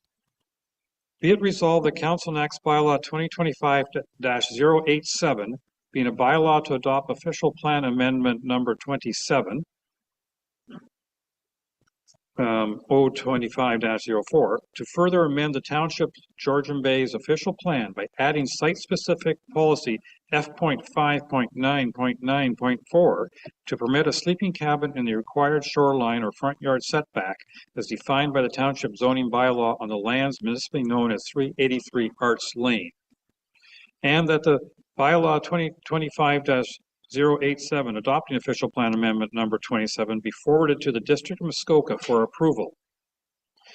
And that Council enacts bylaw 2025-088 being a zoning bylaw amendment Z25-07 to further amend zoning bylaw 2014-75 by rezoning the property municipally known as 383 Arts Lane from the 6 Mile Lake residential SR6 zone to a 6 Mile Lake residential exception SR6-67 zone, and that the owner apply for and obtain site plan approval from the Township of Georgian Bay, including, if required, the execution and registration of a site plan agreement against the title of the lands. Council, is that a question or a vote?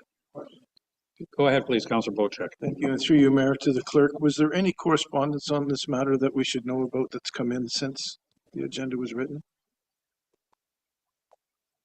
All correspondence has been circulated by Denise Guzman from our planning department. I would have to go back and check the specific emails. I got that, yes. Yeah. Thank you. That's it. Okay, those are the great. ones that have been received, yes. Yeah. I'll try one more time then. All those in favor?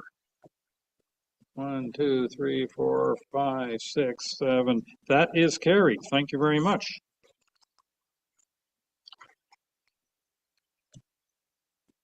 Okay, and now zoning bylaw amendment Z25-10 for 1340 White Falls Road. And that is Wamfor.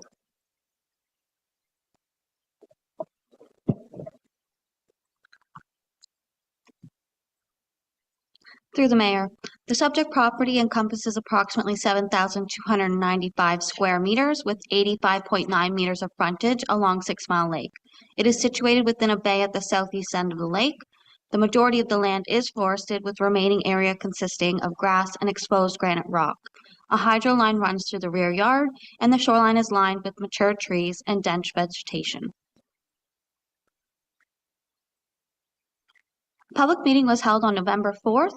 No members of the public were present. However, 6 letters of support were received by residents on Arts Lane, Trillium Lane, and the immediate neighbor.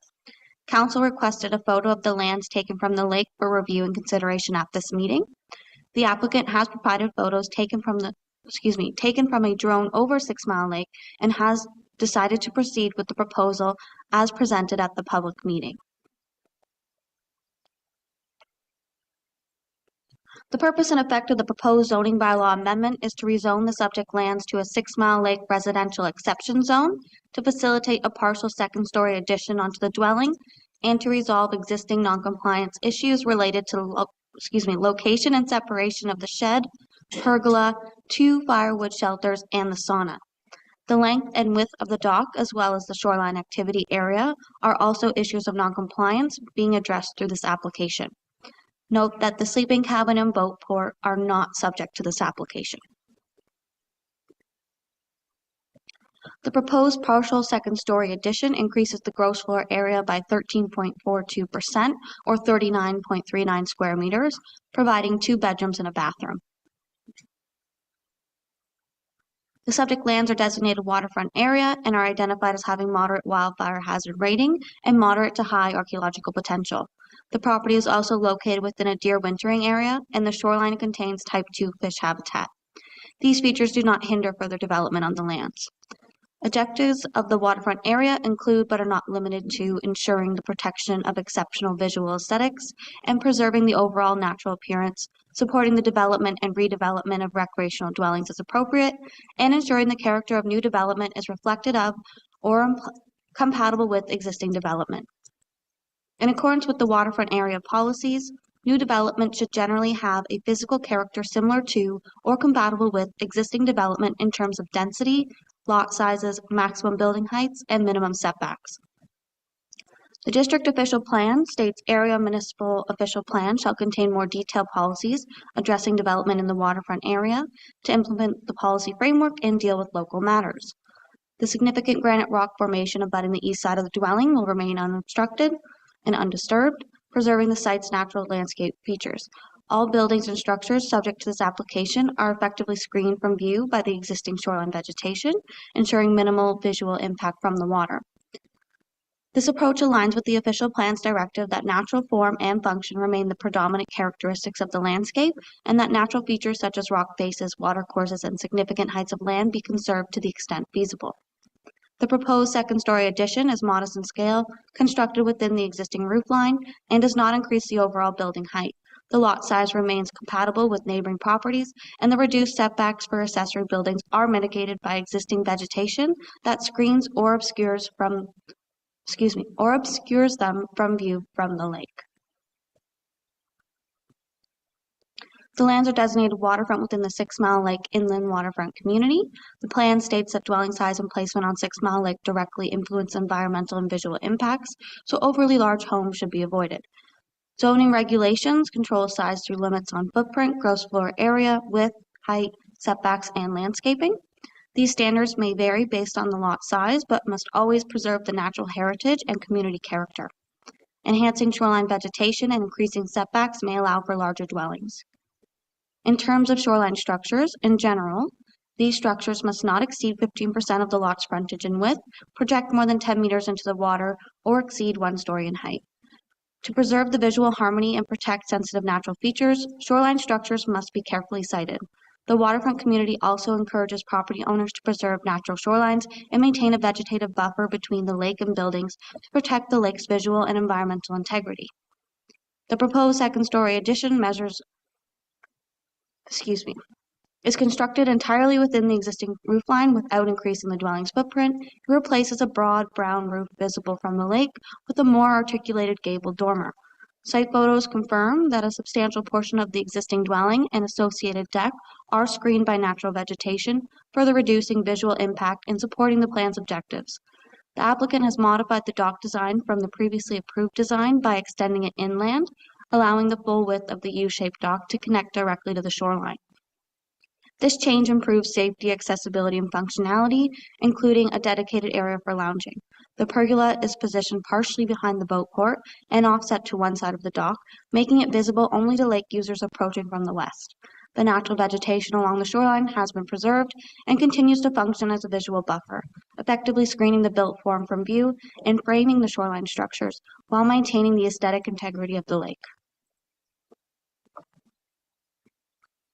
Development standards for the 6 Mile Lake residential zone include a 20-meter front yard setback, 5-meter side yard setbacks, a 10-meter rear yard setback, and a maximum building height of 8 meters. The dwelling built in 2013 received a minor variance for reduced front yard setback. A proposed second-story addition increases the gross floor area by 13.42%, staying within expansion limitations for shoreline dwellings having less than a 20-meter front yard under Section 411E, but the resulting gross floor area of 333 square meters exceeds the 6 Mile Lake residential zone's 275 square meter maximum for lots exceeding 4,000 square meters in area. Several accessory structures, including 2 firewood shelters, a shed, pergola, and sauna, do not meet the required 5-meter separation from other buildings and are located within the required 20-meter front yard setback. The sauna is not permitted in the front yard and is 1.09 meters from the water, whereas a minimum setback of 15 meters is required. The dock was expanded beyond its approved U-shape, increasing its projection from 9.75 meters to 16.46 meters, and width from 3.04 meters to 9.45 meters, and now includes a pergola which is not permitted on a dock. Finally, while the natural state shoreline area totals 1,648 square meters, the applicant's 2 shoreline activity areas occupy 462 square meters, surpassing the permitted 412 though their combined width of 14.35 meters remains within the allowed width of 21.47 meters. Pictured here are some photos of the property shoreline. Pictured here is the dwelling and additional structures in the front yard, including a firewood shelter, shed, dryland boathouse, and the sleeping cabin. The photo on the right shows where the proposed second-story addition will be located, while the photo on the left shows the rear elevation. Here are additional photos of the lands provided by the applicant. The photo on the left shows a view of the lands from the east. There are no neighbors on the west side.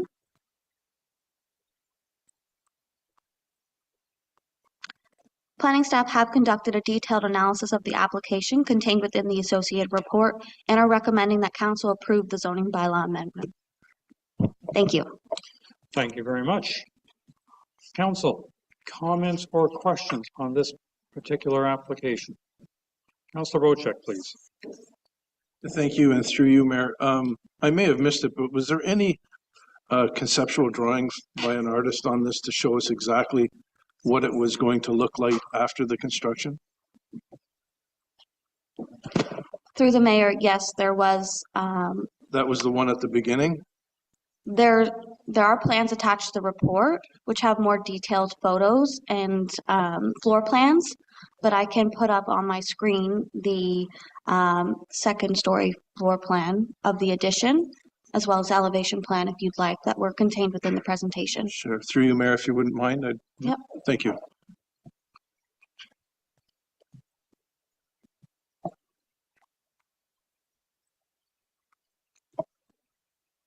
Just bear with me. Share. Share. Here we go.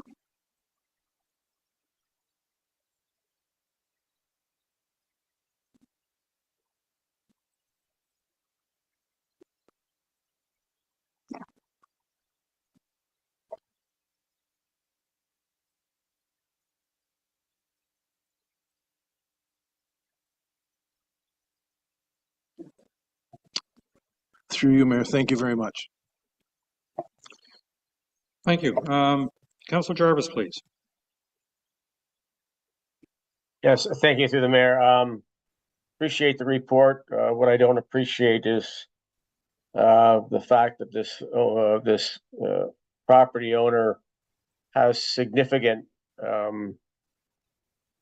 pieces of stuff on his property and is not conceding anything in his application. The application itself, to me, is quite minor in nature, but it's everything else that's there that we now have to approve. And it would have been nice if he could have reduced some of that. His GFA exceeds the 6 Mile Lake guidelines. The number of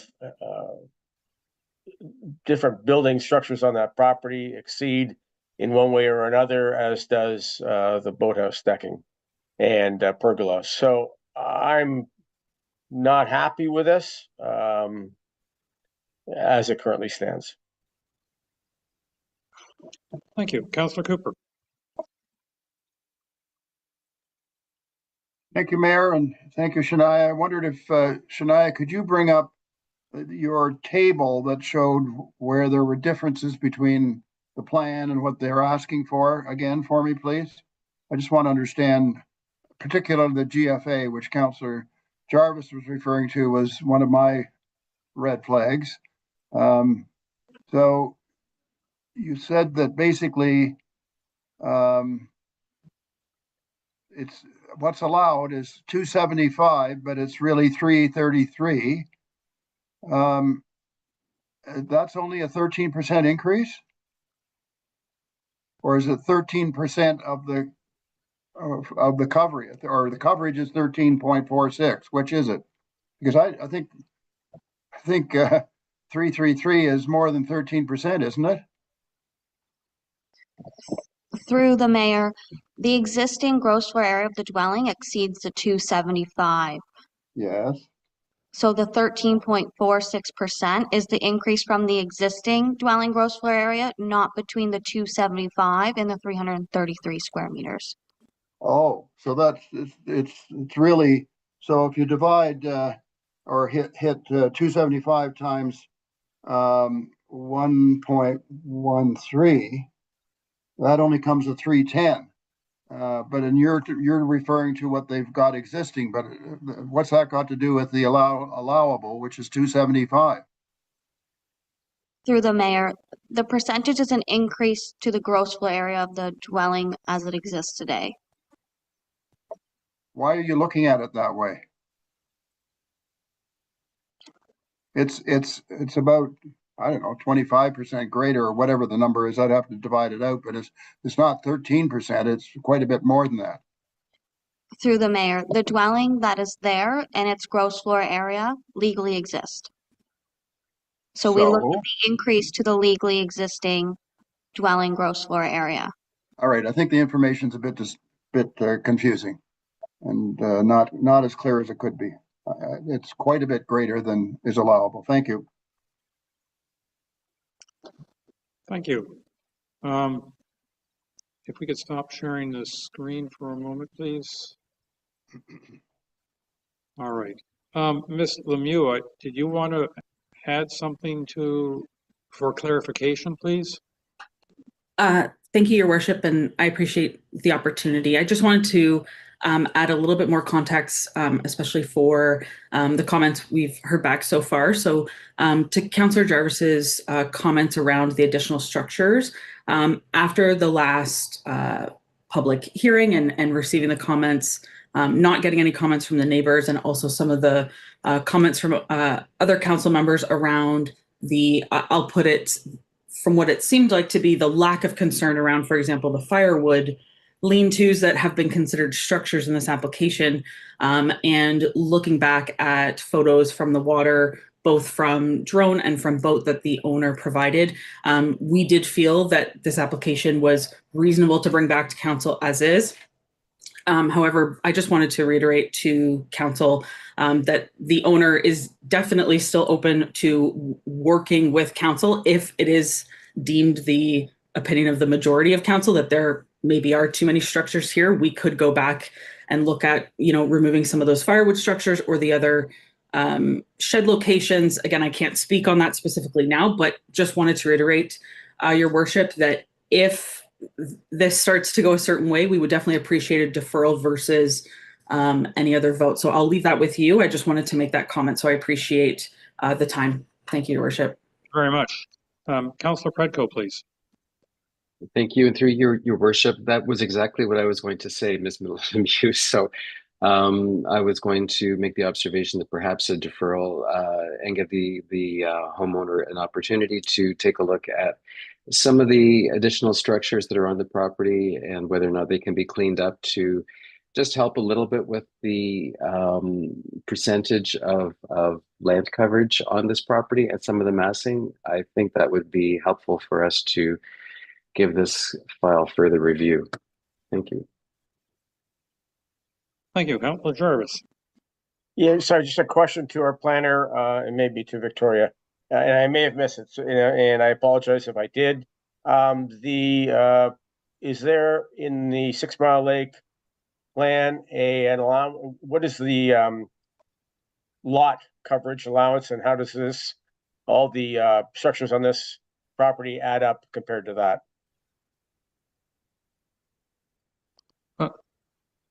Ms. Lemieux, if you have the answer, please go ahead. Sure. Yeah, happy to answer that. So 8%, Councillor Jarvis, is the magical number for 6 Mile, and this property has a 4.63% lot coverage. So lot coverage is not a concern, but understandably the structures are closer to the shoreline, so it feels like that number might be higher, but we are well below. That was I appreciate answering that concern. Thank you. Councillor Bocek. Thank you. And through your merit to our planner, or perhaps Ms. Lemieux, the other buildings, the outbuildings on this property, are they mostly under the 160 square foot? I don't even know how many meters that is, which doesn't involve the planning department or the building department. It's not under our purview. They're just classed as accessory buildings, not under our control.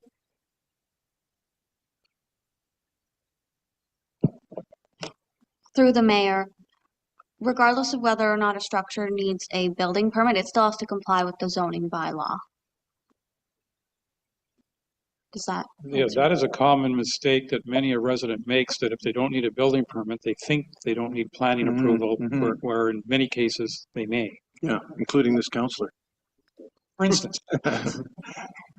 Thank you very much for your answer. I have a couple of comments. First of all, from regard to what Councillor Cooper said, if I understand it correctly, the current building is roughly 7% above the 275 limit. My math says it's approximately 293 square meters, and therefore, after this addition, it will be 21% above the 275 amount, even though that's only a 14% or 13% increase over existing.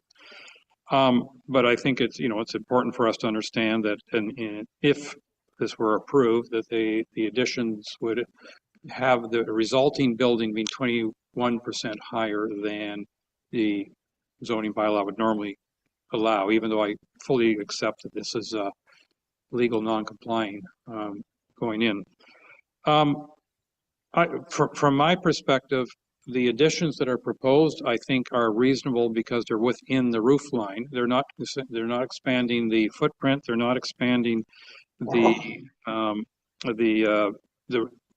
height of the building or the width of the building, even at the roof level. They're just putting a new dormer in an existing roof, or in one on the backside. Though nobody from the lake will see the backside.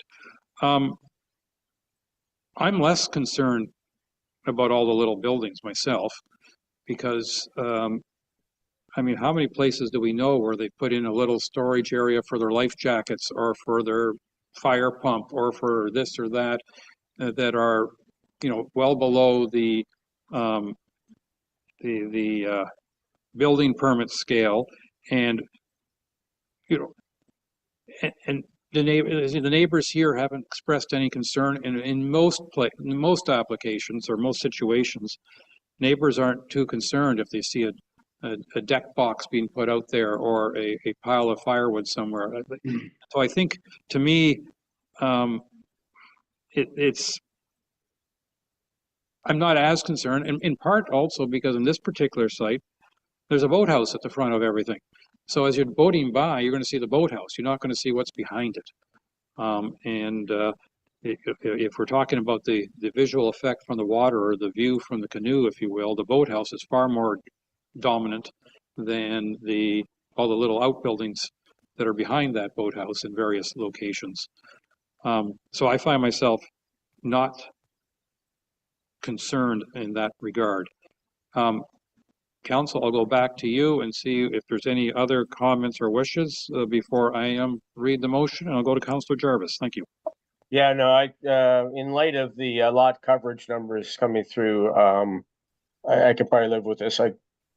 Again, not happy with all the structures, but that's besides the point, because the lot coverage is fully very much within the scope of the planning for that region. So I'm good with it.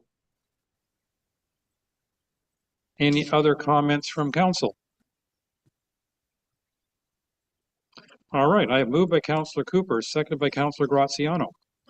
Be it resolved, the council receives Planning Service Report 2025-219 and adopts bylaw 2025-089, being a zoning bylaw amendment, Z25-10, to rezone the lands legally described as part of Lot 13, Concession 10, formerly Baxter, being CL 14022, Parts 1 and 2 on Plan 35R-21239, Part 1 on Plan 35R-21223, and Parcel 12047 in the Township of Georgian Bay, District Municipality of Muskoka, and are municipally known as 1340 White Falls Road, to a 6 Mile Lake Residential Exception 68 Zone, or SR 6-68.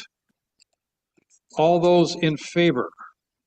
1, 2, 3, 4, 5. I got 5 and I'll make 6. That is carried. Thank you. Thank you, Your Worship. Appreciate it. Happy holidays. One to you as well. Council, we've been asked to consider a second motion with regards to the 65 Dayeo Drive. And I'm going to say moved by Councillor Graziano and seconded by Councillor Predko, that council refused to enact a bylaw OPA-65 Dayeo Drive, being a bylaw to adopt official plan amendment 65 Dayeo Drive to further amend the Township of Georgian Bay's official plan by adding site-specific policy F.3.3.4.3, and that council refuses to enact a bylaw ZBA 65 Dayeo Drive, being a zoning bylaw amendment regarding application number Z23-13 to further amend zoning bylaw 2024-75 concurrently with OPA taking effect. And before I go to the council, I'm going to go, why is this necessary when we've already said no? And Director Whitliff, please explain. Then we'll go to council. Thank you, Mr. Mayor. And I think there's more to that resolution. Reasons? Well, I don't see any reasons here. I mean, I'm sure council would be happy to provide some reasons. This is further to staff's and township solicitor's guidance when refusing applications. It's useful to state reasons. And I think there was some additional wording there that maybe we can put together to complete the resolution. Clerk White. Sorry. For the reasons that the opposed official plan amendment and zoning bylaw amendment are not within the intent and framework of the Township of Georgian Bay official plan and will have negative impacts upon the character of the waterfront around Myers Lake. Okay, I didn't see that here. It's not. Okay. Can you repeat that again slowly for council to make sure they hear what the third paragraph is, so to speak, or the explanation? For the reasons that the proposed official plan amendment and zoning bylaw amendment are not within the intent and framework of the Township of Georgian Bay official plan and will have negative impacts upon the character of the waterfront around Myers Lake.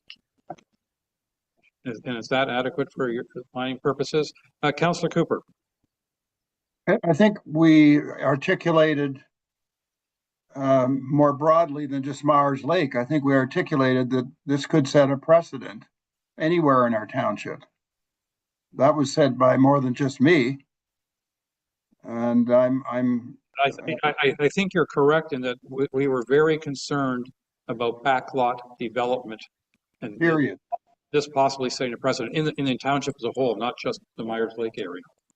Director Whitliff. It's through the mayor. Thank you. And ultimately, council as a whole, your reasons are your own, and feel free to adjust, add, rephrase as you see fit. Well, I think we have to, I believe, include in that explanation that the concern about backlot development behind waterfront properties in the township. Mr. Mayor, I would certainly support that. I think it would be something we really missed if you were listening to our discussion. It was there quite clearly. Thank you. Through your mayor. Councillor Bocek. To add to that on private roads. Good point. Thank you.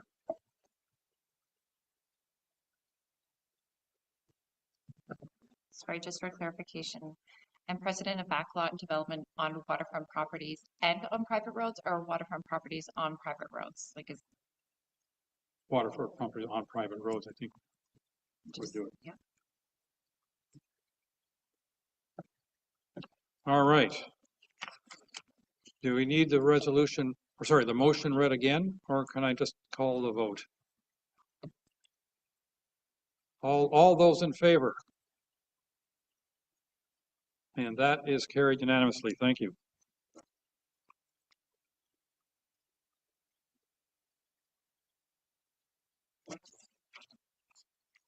All right.